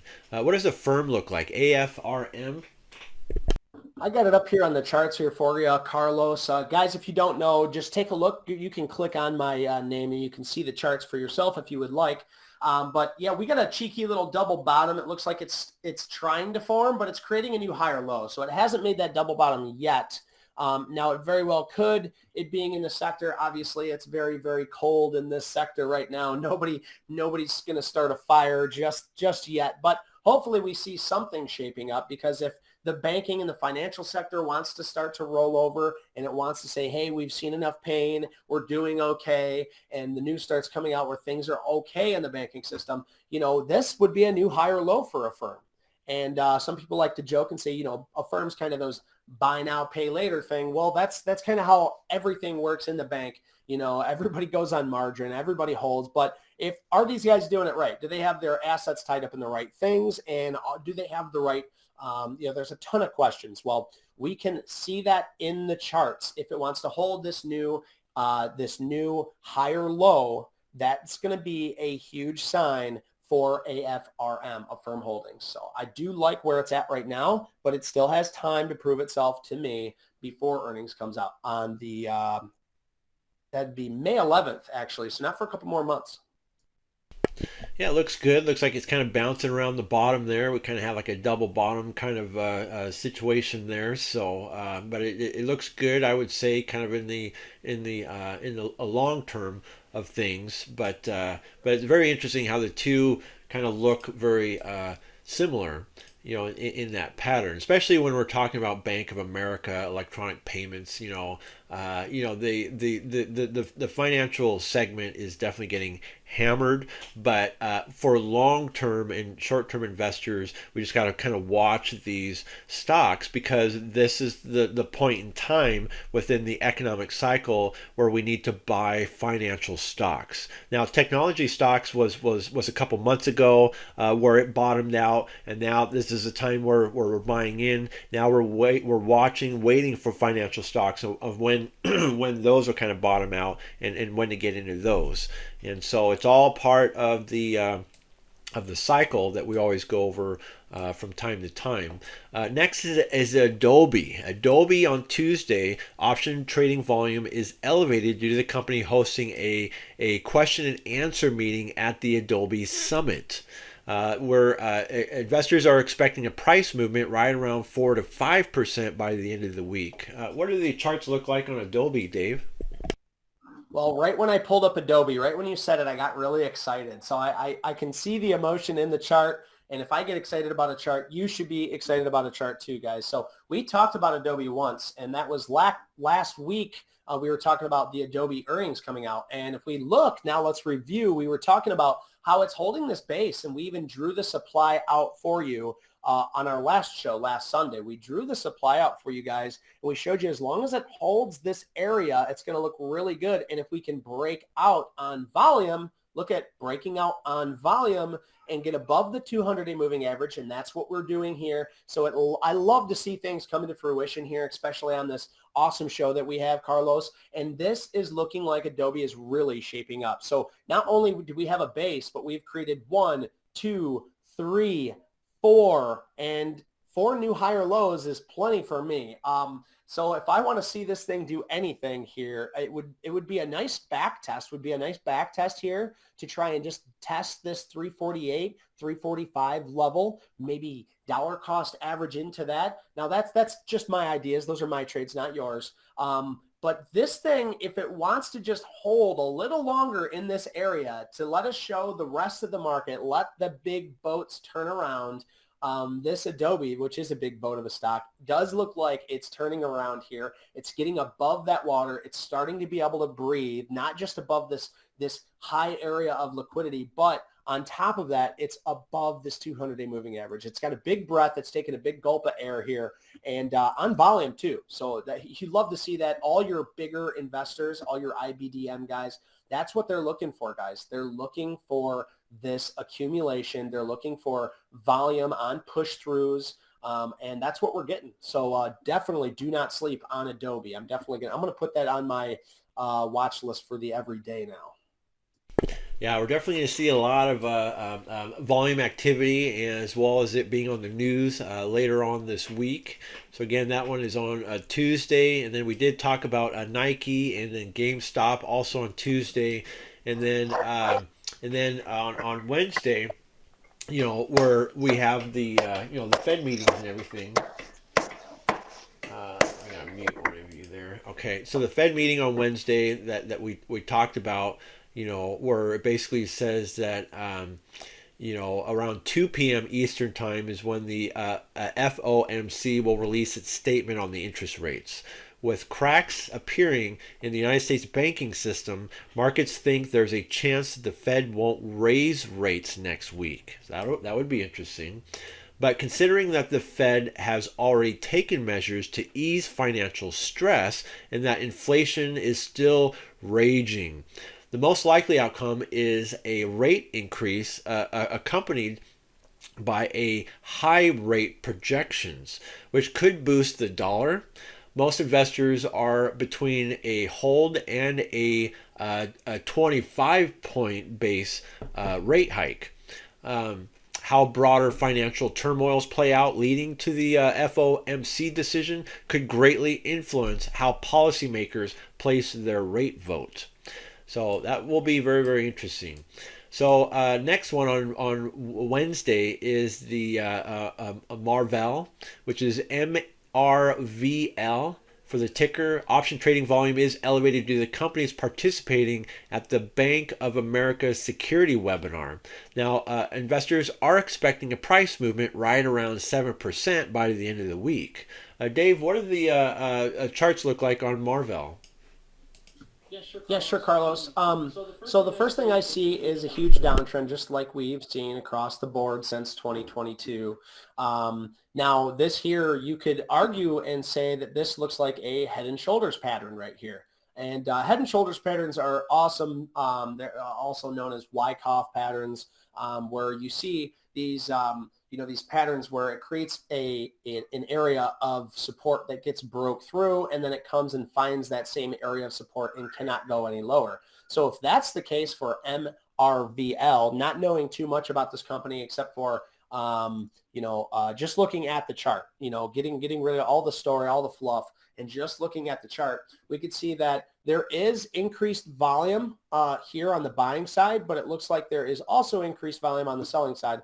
It does look like the buying side is winning in this area, but it is very hard to tell because it looks pretty even here. So head and shoulders pattern, yes. New higher low, yes, but under a 200-day moving average, and it has this area of resistance just above here that we don't want to forget about. So when it comes up here, this is going to be its true test, or its final boss, as I like to say. If it can get through here on some volume and maybe come back and test the same area for support and create a third higher low on the daily, I think Marvel will look like it's shaping up a lot more than where it's at now. So depending on how you buy, if you like, head and shoulders pattern, this 3650 might be a nice area of risk, but, be sure you keep that risk management in mind when taking any kind of trades like this. Yeah, I think I'm seeing the inverse head and shoulders, which would typically be a bullish pattern. So hopefully it does maintain that and begin to kind of pass through the little neckline. But it looks pretty good so far. It looks a little premature, but it looks like it's getting there. Just a matter of some time. But next is Boeing. Boeing on Wednesday, option trading volume is also going to be elevated due to the company participating at the Bank of America Global Industrials Conference. Investors are expecting a price movement almost up to 5% by the end of the week between Wednesday, Thursday, and then Friday. What do the charts look like on Boeing? I'm having a brain fart here. Which is it BEO or is it BA? Thank you. Dang it. Yeah, there's so many tickers that you have memorized after you do this for so many years, and then you have a brain fart and you can't figure it out. But guys, Boeing on the daily, this is a crazy chart. I remember when Jim Cramer came out and said, sell your Boeing. And so everybody's like, oh, I guess it's time to buy Boeing. But anyway, guys, the first thing I look at is it above a 200-day moving average? You can see it is. But when I look at these 200-day moving averages, the first thing I ask myself is, does it show that it's respecting that 200-day moving average in the history? And you can see this thing has just ripped right through it multiple times like butter, as if it's not even there. So in this case, this 200-day moving average doesn't tell me much of the story. But what I do see is it's creating new lower highs and new higher lows. So if it wants to create this this area, I can't see too much in these charts. I'm kind of blind. If we draw out, the most recent liquidity areas, you can use this line at this 210 or this, about 210. And it just looks like it's falling from here. So it needs to find a new area of support. Where that support is, maybe down 180, but it needs to find some area of support, or we're just going to continue to free fall here. So Boeing's got a lot of proving to do for me, aside from all the fluff, all the stories, all the, he says this or she says that. I just don't see much in Boeing here. I'm not seeing a lot of, a lot of construction or a lot of foundation that I could build a proper risk management off of. So that's really all I see with Boeing, honestly. I would have to agree because I mean we do see within that pattern the double bottom pattern it went up as it was supposed to, and but now it's just it's trying to figure out what to do next. And though keep in mind Boeing is also a defense stock that may be getting some more maybe orders from the military for other equipment as equipment's moving around the world and whatnot, and but we could see more activity, but it looks like it might need to bounce off of the some of the long-term moving average line before it kind of continues uptrending. So definitely to be determined, but it's definitely going to create a lot of volatility and attention this week. Now there was just some news that just came in a seconds ago. I wanted to point out really quick. This just came in just in the UBS agreed to buy Credit Suisse for, which I like to call Susie, for more than $2 billion in an all-share deal. When we were watching some of the news on this, I think yesterday, I think they were talking about $1 billion. But now we see that the UBS reportedly agrees to buy the Credit Suisse for more than the $2 billion. So this is going to continue a lot of volatility with that stock as well as other financial stocks. So going back to here with so let's go to Thursday. Thursday, we also have one of the earnings for Accenture. Accenture, which the ticker is ACN, earnings is expected to release their earnings before the stock market opens on Thursday. But we are expecting a price movement right around 5 or maybe even 6%. What do the charts look like on that one, Dave? Right away, I'm just charting along here, guys. If you want to take a look at my screen, I got the charts up for you so you don't have to. Right down here at this bottom, we have a double bottom here at 243 on the daily, and it looks like it is trying to give a pretty little bounce off this. So if it can, that would be absolutely beautiful for the stock. Now, I don't know anything about ACN, but I do see a double bottom, but I also see a lot of resistance overhead. There's a ton of resistance overhead.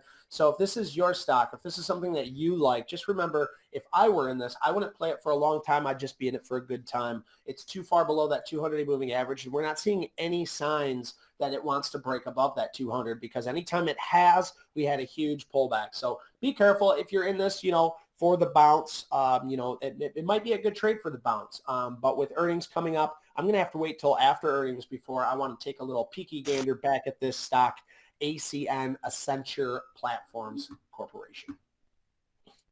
Yeah, the charts definitely look interesting, but we do see, new lower lows, which is what kind of freaks us out a little bit. When is that going to stop? But it looks like, with it being right around $256 a share there, if we can get 5% out of that, that should bounce it back up to kind of the resistance area. Because right now it looks like it's right around the support area, but in the short period of time or long period of time, we could easily see more lower lows. Yeah, when I see this double bottom here, I'm not considering that much as a support, although we are seeing support, but it's making its own support there. I think that's the key with that double bottom, is it's not really in support, but it's moving up to supply. So if it wants to do anything here, it'll probably move up into the supply area is my guess. And then it'll show its true colors, whether it wants to head lower from here or make a new higher low. So I think this thing just still needs time. But yeah, very good point, Carlos. Thank you. Yeah, it definitely needs more time. And then there's Starbucks. On Thursday, Starbucks, which is SBUX, option trading volume is elevated due to the company hosting its 2023 annual meeting of shareholders.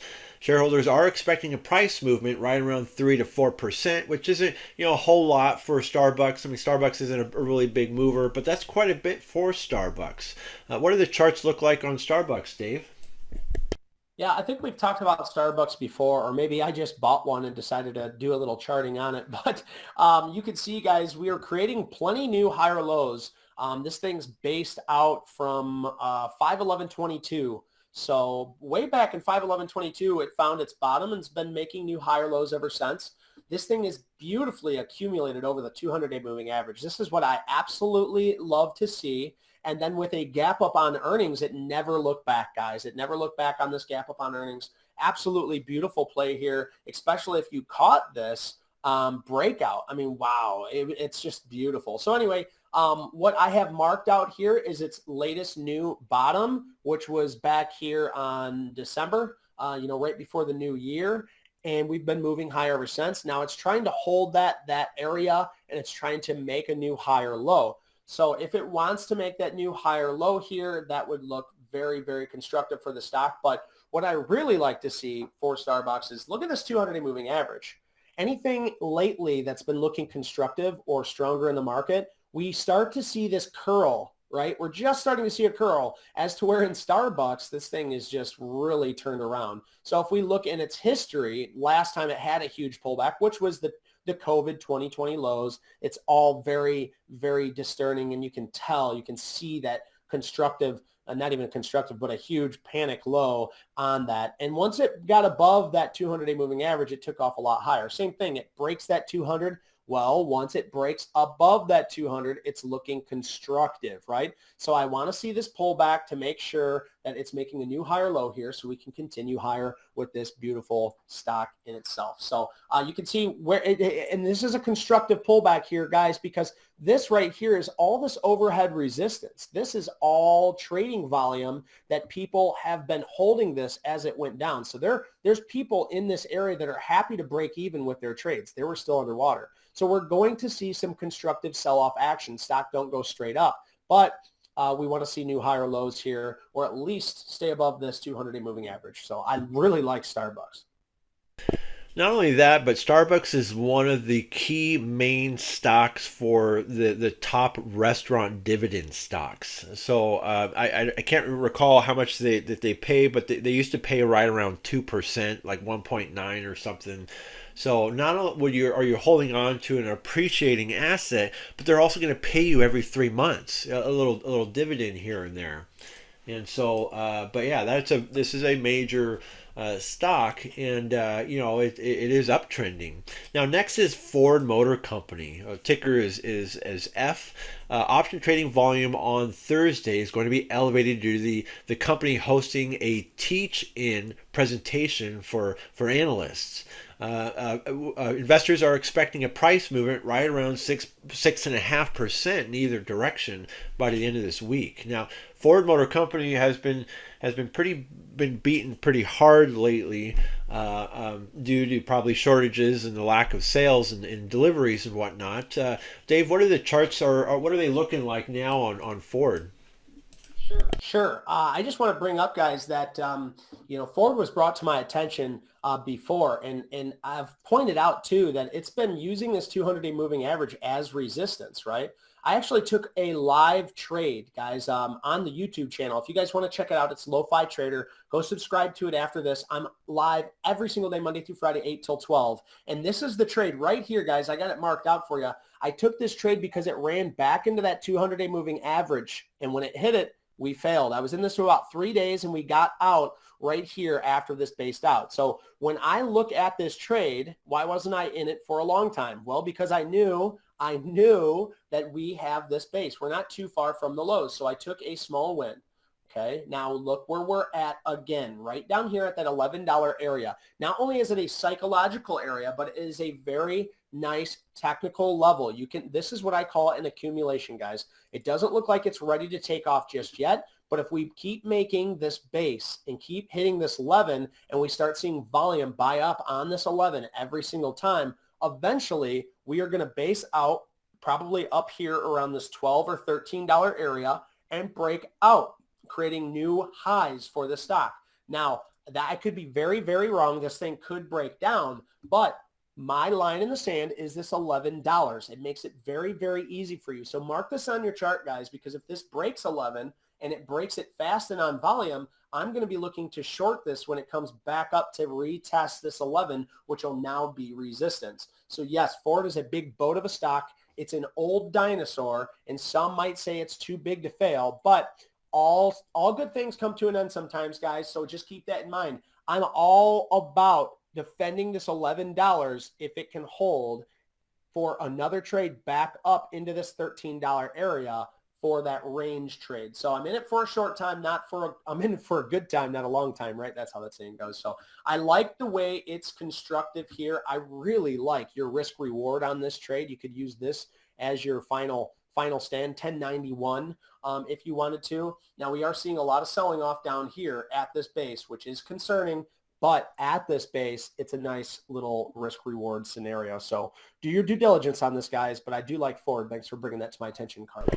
Absolutely. And Ford Motor Company is another dividend paying stock. So not only is it going to appreciate, but they're also going to pay you a dividend every 3 months. Now, right before Russia invaded Ukraine, that is when Ford Motor Company had reached that $25, $26 peak there at the top. And but once they started to invade, it just created some instability for the stock for some reason, and it started to plunge down right around that $15 range and then lower. But it's obviously it's bouncing on the bottom there, and but it's just a matter of time where it'll bounce back up, and because if it can easily reach $25 like that, it can get there again, and also Ford Motor Company is building like one or two more mega factories. We saw what that did with Elon Musk. If you build it, they will come kind of thing, and it helps the stock. Now Ford is just kind of getting ready for this. Now there's a YouTube video that I just kind of uploaded to the Learning Center 3 room that kind of shows. It came out a year ago. I'm just going to kind of go over some of the images really quick, but they just picked out somewhere in Tennessee rather than like Detroit or something, just a plain field, because they want to go green by building this new mega factory somewhere in the middle of nowhere. But they're going to use solar panels. They're going to use they're going to collect rainwater. They're going to do all kinds of stuff to make sure this is a very eco-friendly facility. And so, but within this video does show some simulation of what this factory is going to look like here in a few years. And so Ford Motor Company, I could easily see it surpass $25 in several years from now, because this look at all these solar panels here. I mean, they're gonna their bills, like for their expense, like utilities for power and stuff, is going to be very, very minimal, so that way they can maintain better revenue. And so, but this is just a really neat video that just kind of goes over, like I said, the battery materials. They're going to recycle batteries. I mean, they're going to do all kinds of things to ensure this is a $5.8 billion investment that's going to do amazing for Ford. It's all going to be state-of-the-art robots, machines, and process and whatnot. And so, but this is kind of the best thing that we have so far to know what's in the pipeline, and it's EVs, electric vehicles is kind of the, is the way that we're headed. By 2030, the automotive industry wants to focus 50% on electric vehicles, and the other 50% is going to be on combustion gas vehicles. Now, there's several states, like my state of Washington, we got the state of California, Hawaii, and several others that have implemented deadlines by 2030 or 2035. All new vehicles sold in that states are required to be all electric. What they don't say is excluding heavy-duty vehicles like large SUVs, like the Lincoln Navigator, Ford Expedition, or big heavy-duty or super-duty pickup trucks like diesels and whatnot. Those will still be permitted to be built for a little longer, but up until there's a better infrastructure and manufacturing, then eventually those will probably get replaced as well. But yeah, so just know that Ford has a lot of great things in the pipeline that you won't want to miss out on. And but it's just a little early. But I have a feeling that we won't see these low prices for Ford ever again. Once it leaves that $11 area, you can say goodbye to that because it's gonna be in the $20 area. So that's why it's important to if you're holding stocks long term like that, make sure that they're also paying a dividend. That way they're appreciating and paying you every 3 months, and you can use for cash or for reinvestment. Next one on Thursday is Etsy. Etsy, which is ETSY. Option trading volume is elevated that day due to the company participating on a Canaccord Genuity's virtual e-commerce sustainable advantage forum. Very interesting. But investors are expecting a price movement right around 7% by the end of the week. I haven't looked at Etsy in a while. Dave, what do the graphs and charts look like on that one?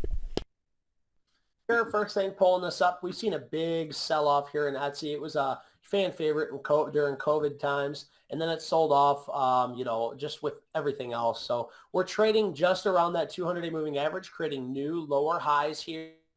I do like this uptrend. Let's go ahead and take this old one. We'll bring it down here, and we'll just pull it across so we can see what it looks like on the daily. So it looks like we had this uptrend, and it looks like it is breaking that uptrend.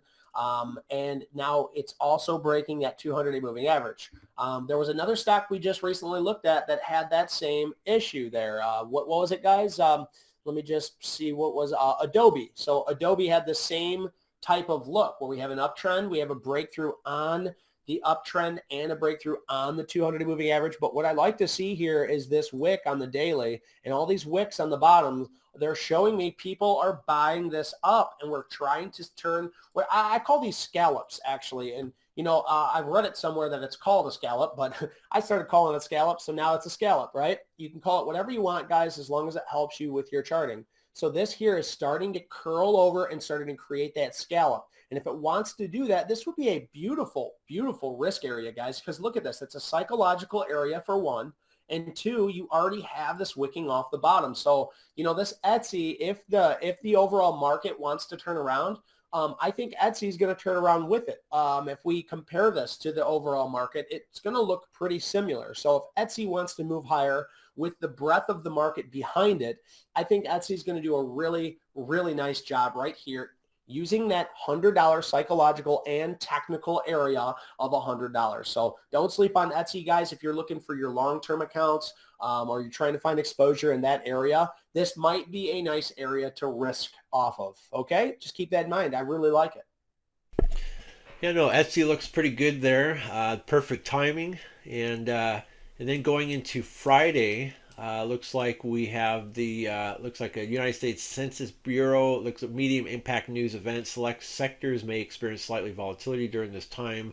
Looks like about 1 hour before the stock market opens. As durable goods orders for the February will be released. The consensus is for a 1.2% increase, which is kind of interesting. Though the next one, which is this FINRA, which is short interest publication date, FINRA member firms are required to report their short positions as a settlement on the 5th of each month or a preceding business day if the 15th is not a business day, and as of the settlement on the last business day of the month.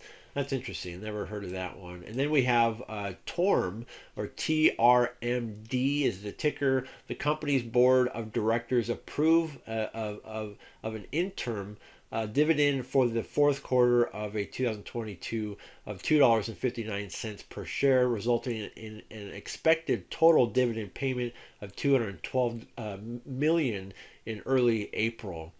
So it looks like that's probably going to be the dividend of the week is going to be on that one. And normally, I believe to collect a dividend, you have to be holding the dividend stock, I think, 2 days before the dividend date. So it's a good way to kind of get in and get out and collect a little dividends that way. So a lot of volatility, a lot of things, amazing events scheduled to happen this week.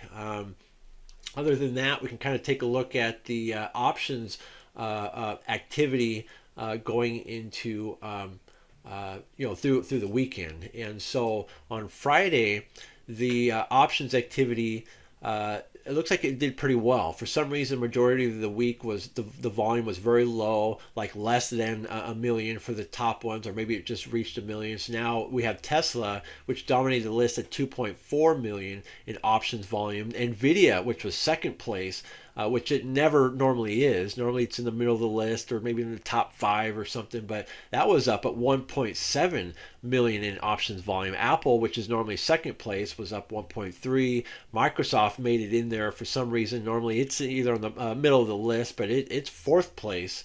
And so as we've been in this meeting, we've been talking a lot about semiconductors and kind of what's scheduled to happen this week, and it looks like this could be some of that preparation.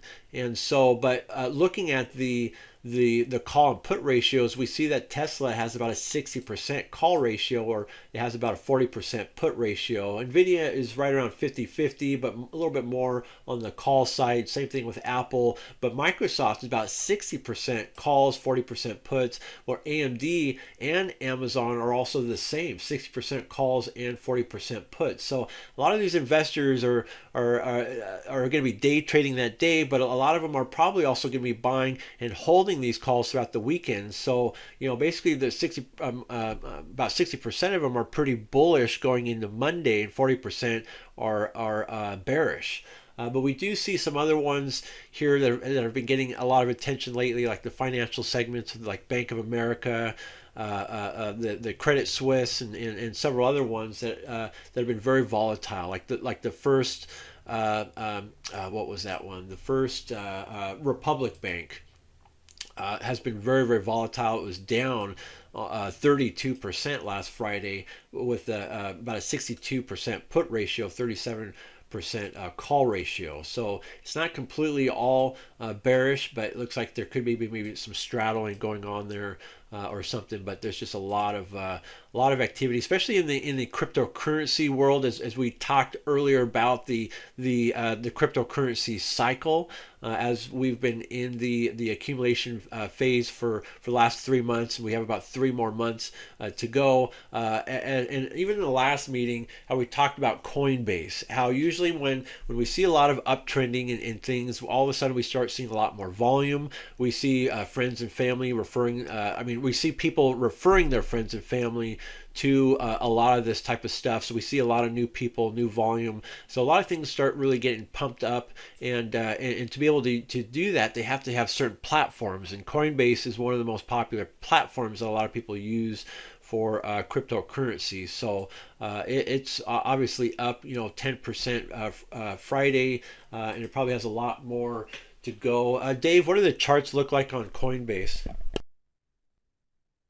Now, Coinbase is looking pretty good. Coinbase is looking just like Riot in a sense. That's actually RIOT. That's actually what I use to play crypto. But yeah, if we are looking at coin, it doesn't look like it's the leader, as some of your miners look like they're taking the lead in that space. But Coinbase being more on the financial side, that might be a big reason why they're not just ramping off, But I have used their app before. I found them kind of expensive, but at the same time, if they're popular and they're expensive, well, that's very increased revenue for the overall stock itself. So Coinbase looks like it is shaping up absolutely beautiful here. We got this awesome rip up, and it came back and it showed support. This showed great support. Right here, to me, looks like a great buy-in area, making new higher lows, but then it broke down and had to come back down to retest this $50 area.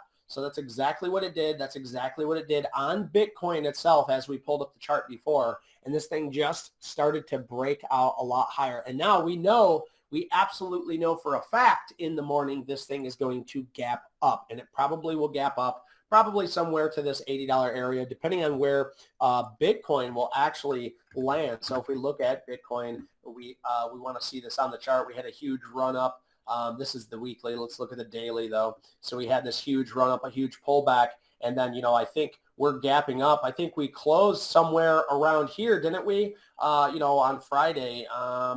I'm doing this on the on the whim here, guys. But if we keep pushing up higher, we're going to see ourselves an awesome, awesome gap up day for coin. So keep an eye on coin first thing in the morning, guys. I can almost guarantee you're going to see this thing gapping up and trading a lot higher. So don't sleep on coin. It's looking absolutely beautiful here, guys. Lots of accumulation on this base. This is a huge base, huge base here. Our Aunt Kathy Wood's buying these things up like crazy. If you guys are watching the news, she's like double and tripling down on everything. But, I don't know her book. I don't know what her hand is still right now. So maybe I'm speaking out of turn. But I do like coin. I can say that from my technical pattern, my technical analysis, I do like coin. So looking good. Yeah, no, that looks good. The exact kind of chart that we're looking for. We can see that the price line is cut through all moving average lines, including the long-term one, providing us a very good buying signal for short-term investors and long-term investors. So that definitely looks very good, especially with the timing of everything. This should be very good for Coinbase. But kind of looking at some other things in activity here, there's definitely some normal activity for the most part, but we can also look at some most active individual calls and puts, kind of see if there's anything abnormal. But looking at Friday's right before close, most active individual calls and puts, the ones that have not expired is this Credit Suisse, which is currently at $2.01 a share, but we have a $1 put strike price. But I don't see any calls on here, so I'm not seeing any straddling for Credit Suisse. But there's also a $1.50 put strike price here as well. Though it's interesting because the $1.50 has an expiration date of next month in April 21st, which is approximately around 35 days. But this dollar put expires this Friday, on Friday the 24th. And it has a lot of volume on it as well, 27,000, where the open interest was right around 13,000. So obviously that is pure buying activity. Unlike the $1.50 put, which is 44,000, the open interest is right around 66,000. So the volume on that one is less than the open interest. So unless Credit Suisse, maybe they thought that we were going to lose another 50% on that one. But with the recent news that just came out minutes ago, that may have saved them. So, but to be determined. Sometimes that can still create an opposite effect. But we'll see what happens going into tomorrow. But we should see a lot of volatility with that stock. Next one, Apple, which Apple ended at $155 a share. We have a $157.50 call strike price that expires this Friday. Then we have an FRC. I can't remember what that one is, but that one, which is currently at $23. We have a $5 put strike price. My goodness. I mean, it would have to go down significantly, like 80%. To get to that by Friday, and we have 40,000 in volume and 377 in open interest. It had no interest up until Friday. For some reason, people are betting against this FRC. I can't remember what the First Republic Bank. Oh yeah, I mean, so that's not looking good for that stock. Dave? Did you want to go over the chart on that one? Well, if we bring up FRC, I've been covering it in my live stream, and it looks a lot like, Schwab. It looks a lot like they're all the same. They're just diving. Yeah, they are. They really are, Carlos. And the best thing that I can do, because I take everything on a technical standpoint, is wait for the chart to show me something. And when I see this crap, I'm not seeing any kind of base. I'm not seeing any technical analysis. I don't see any buyers down here just yet. There obviously is buyers down here because we would keep going lower, but I need to see it hold. I need to see an accumulation of institutional ownership saying and telling me, hey, it's okay to put my money into this bank. It's okay to me putting my money into this stock and the shareholder to be a shareholder with this. But right now, this is just telling me there's panic and there's mayhem and there's reason for it. And now we need to see the chart let us know, hey, is this something I want to be a part of? No panic buying for me here. I have a lot of friends that are doing a lot of panic buying, all your credit Susies up. But this FRC, this First Republic Bank here, down here, Carlos, I need a lot more time. I need a lot more time. I want to see what the FOMC meeting is going to do. And then from there, I can quit holding my breath on all of these stocks that are heading towards these very, very lows. So that's just my stance when it comes to the bank and FRC specifically, because it's looking like this chart is looking like a lot of other charts when it comes to the financial sector. I'm looking at XLF. It's making a megaphone bottom at, I believe, 30. It's at 32. XLF is the ETF for the financial division there, guys. So you're going to end up seeing XLF is going to look quite similar. So let's bring up XLF just so we can see it. And look, it looks just like it looks just like FRC. As you get this huge panic here, and now you're trying to form a base or form a bottom. I do understand the megaphone scenario here, where you got it's going wider and wider, which means it could still come down lower. But like I said, when it comes to the technical patterns on any of these, I don't have too much to look at. I could use this XLF and say, we have this area of support, but on any very specific stock when it comes to this, like FRC, I'm not seeing anything down here. There's nothing in its history that can say that this is going to get supported. So that's just my stance on there. And what up, Zach? Good to see you. Nice to see you too, man.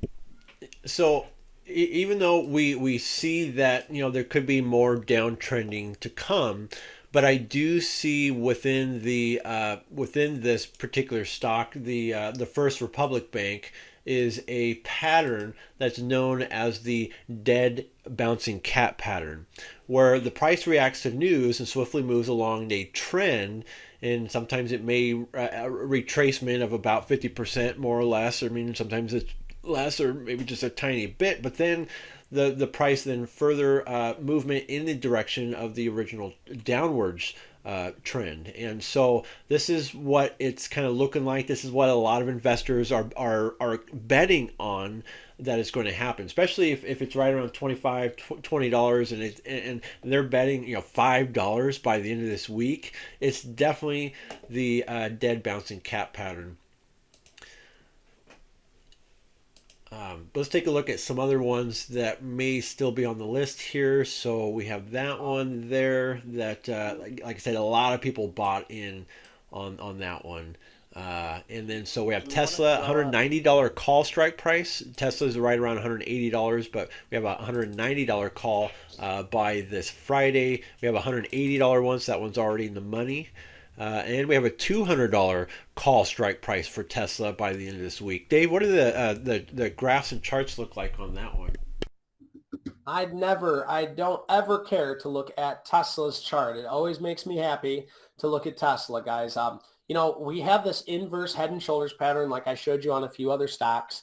We got to first recognize that it is below a 200-day moving average. Regardless of what you care, what you think about this stock or its CEO or anything, we are seeing it below the 200-day moving average. So it has proving to do to us. But on this daily here, you can see an inverse head and shoulders. Here's your head, here's your head, here's a shoulder, here's a shoulder. So that's its first sign that it's shaping up. Its second one is that it had a bounce into this area of resistance, and now it's trying to hold.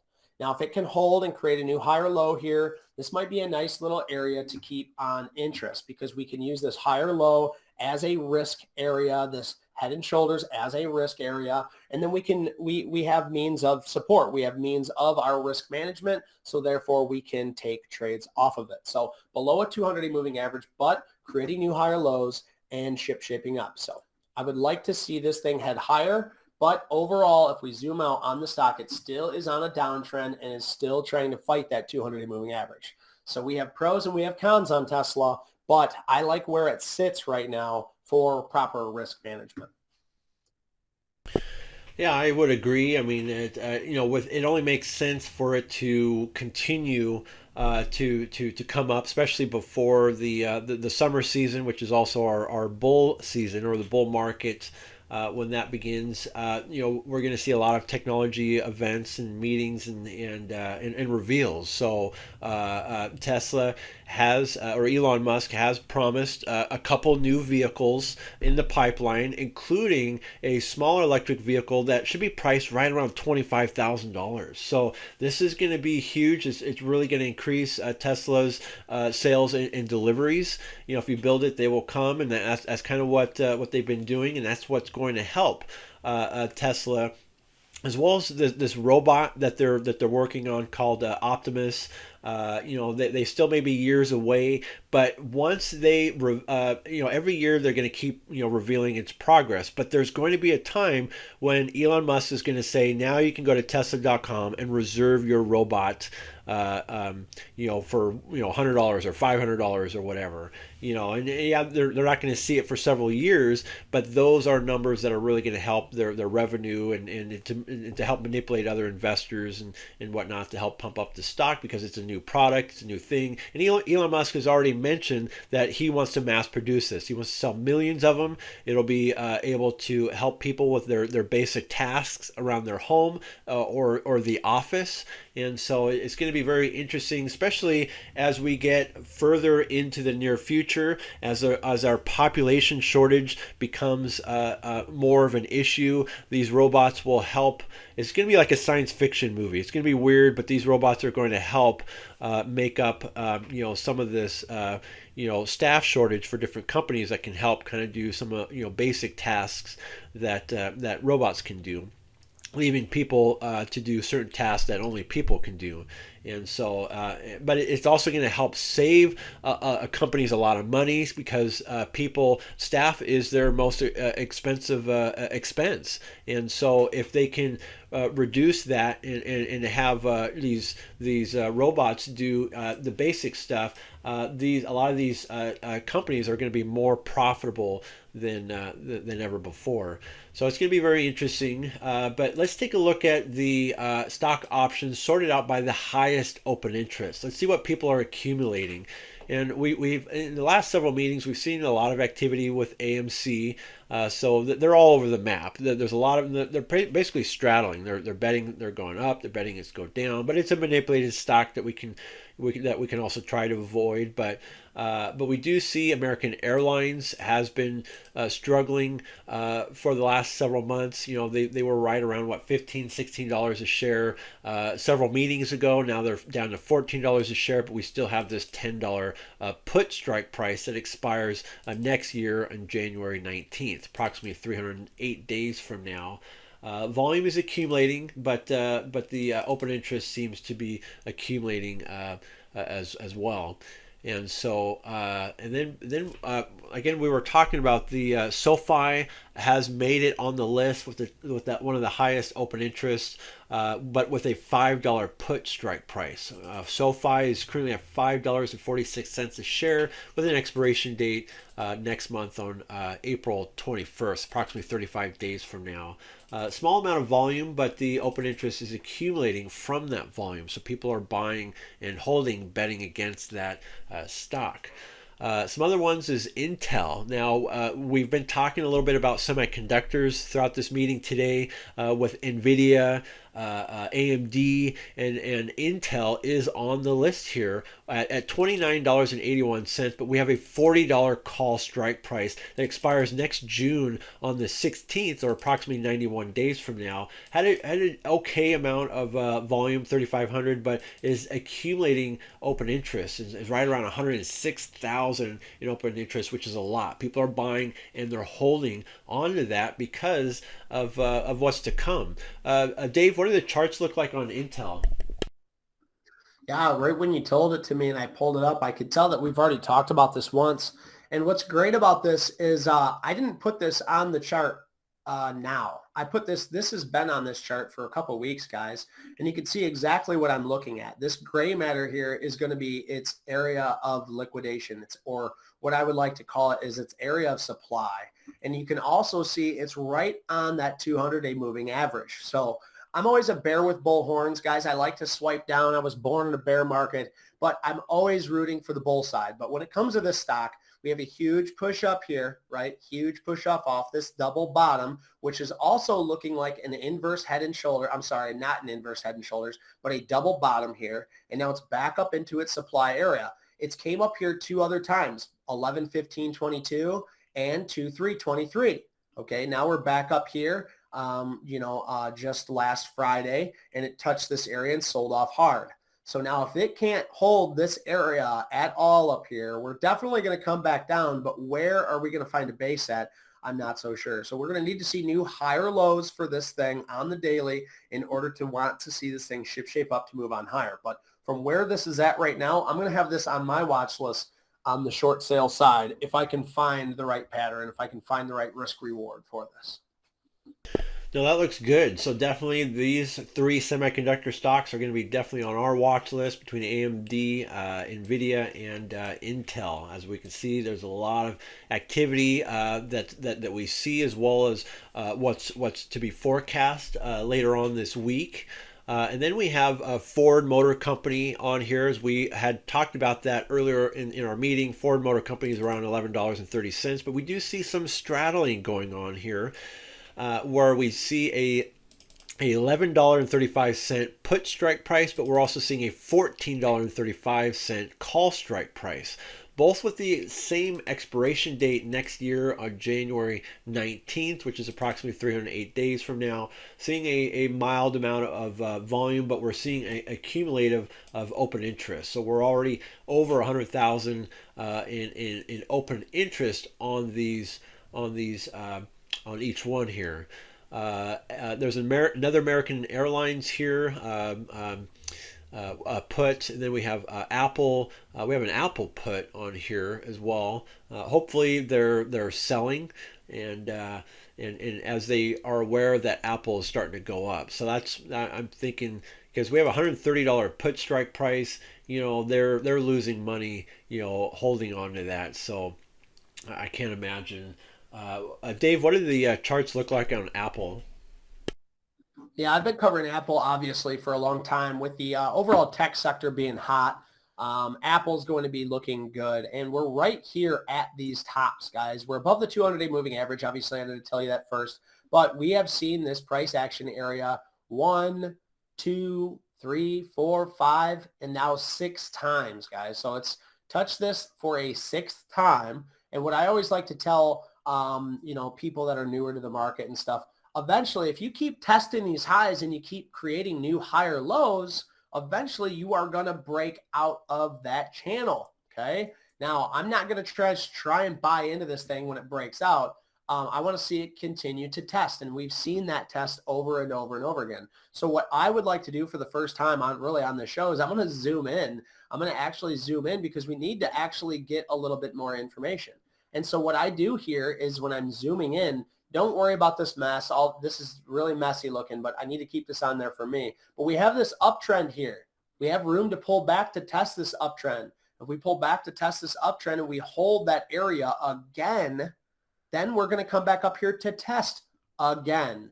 So if we're creating new higher lows and we keep finding new demand down here, every time it comes down and we keep seeing more and more new demand, well, what happens when you don't have anybody else to sell to and all you have is demand? It's simple supply and demand, guys. If you don't have anybody else that's selling shares and you only have people that want to buy, this stock will skyrocket to the north side.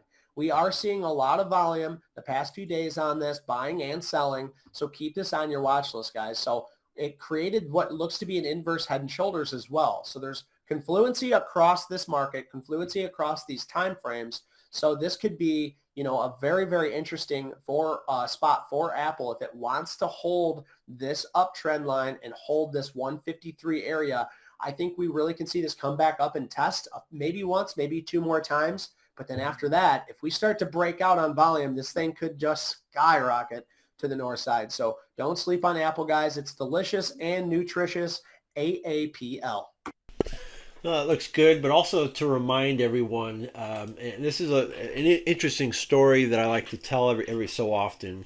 And so for the longest time, Tesla was always on the verge of going bankrupt. They were never a profitable company, but he just kept chugging along, and he had a lot of fans. He had a lot of support and whatnot, but they weren't a profitable company. But Elon Musk kept trying to find ways to do better and improve the company, or to even partner up with people. And one day he decided to meet up with Tim Cook, who's the CEO of Apple, and he goes, Tim, people love Apple, people love Tesla. Let's do something together that can help benefit our customers and our companies at the same time. Well, Tim Cook all of a sudden just denied that and said, Elon, we focus on phones. That's what we specialize in. We're not in the automobile business. So thanks for meeting up with us and whatnot.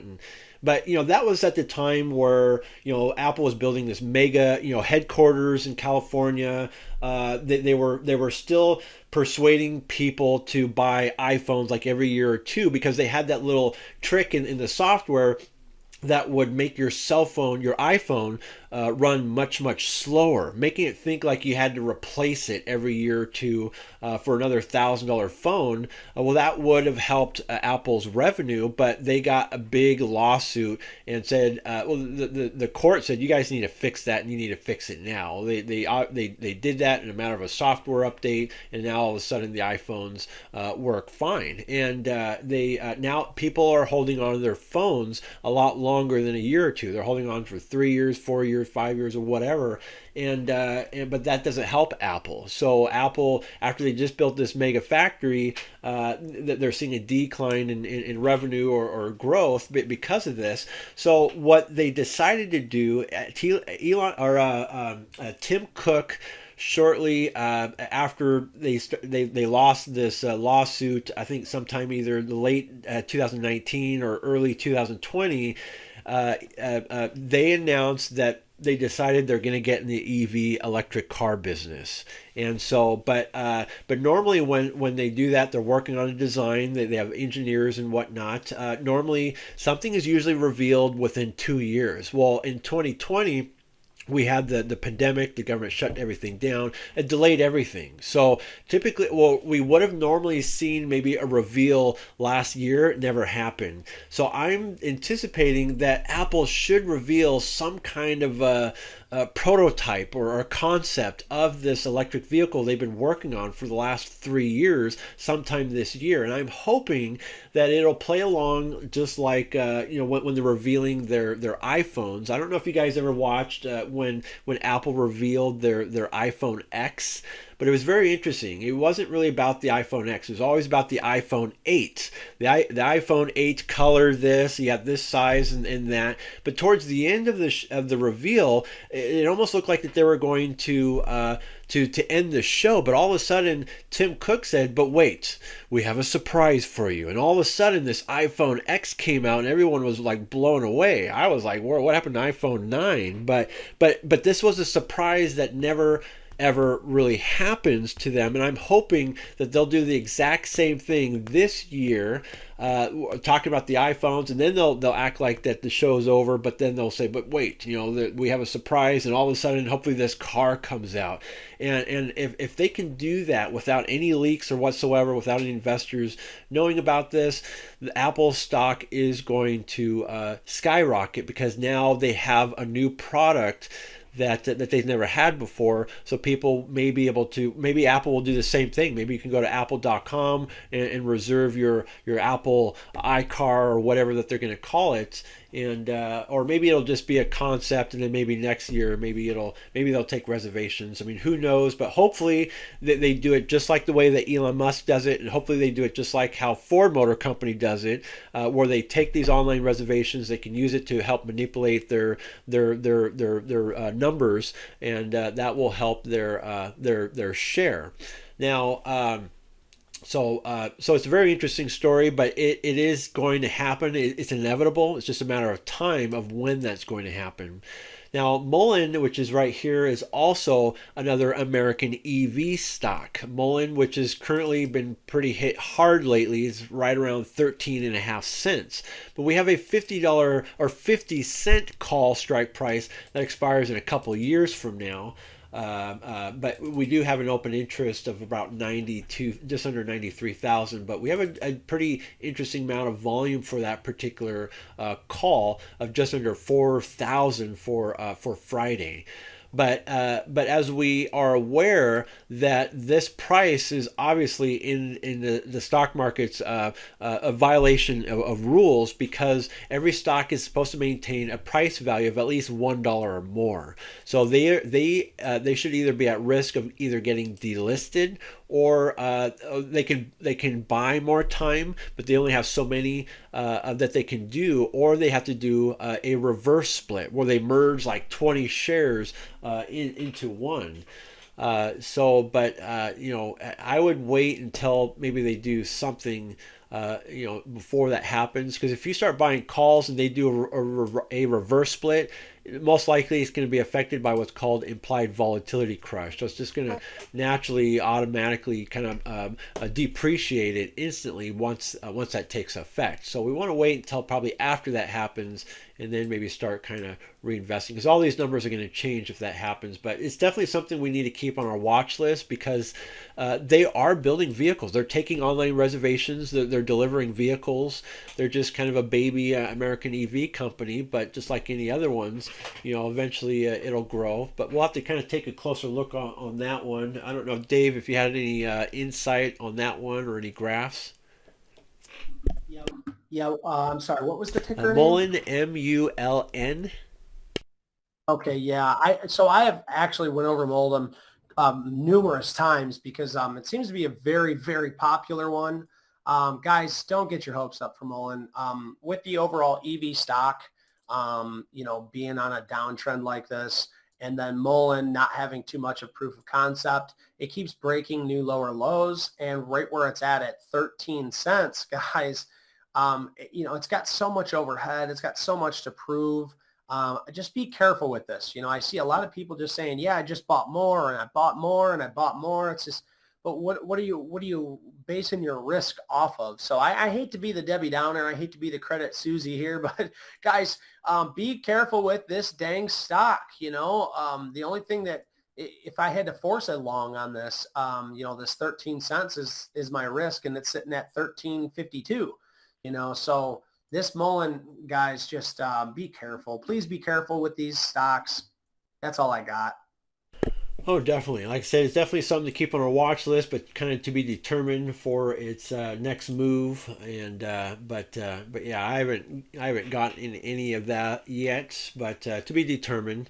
Kind of going down the rest of the list here to see if there's anything else that kind of stands out. I don't really see anything else, just more calls on Apple, but other than that, everything looks I would say pretty bullish for the majority of the week, but still expecting a lot of volatility coming up ahead with the financial stocks. So as well as the Wednesday with the interest rate hike decision. But like I said, we're anticipated for a 0.25% interest rate, or hopefully they don't do anything at all. Looks like that's kind of the word on the streets, but either one should help provide bullish characteristics for this week. So everything looks pretty good. Other than that, that's all I got for the meeting. Thank you guys for coming over. Hope to see you guys next week.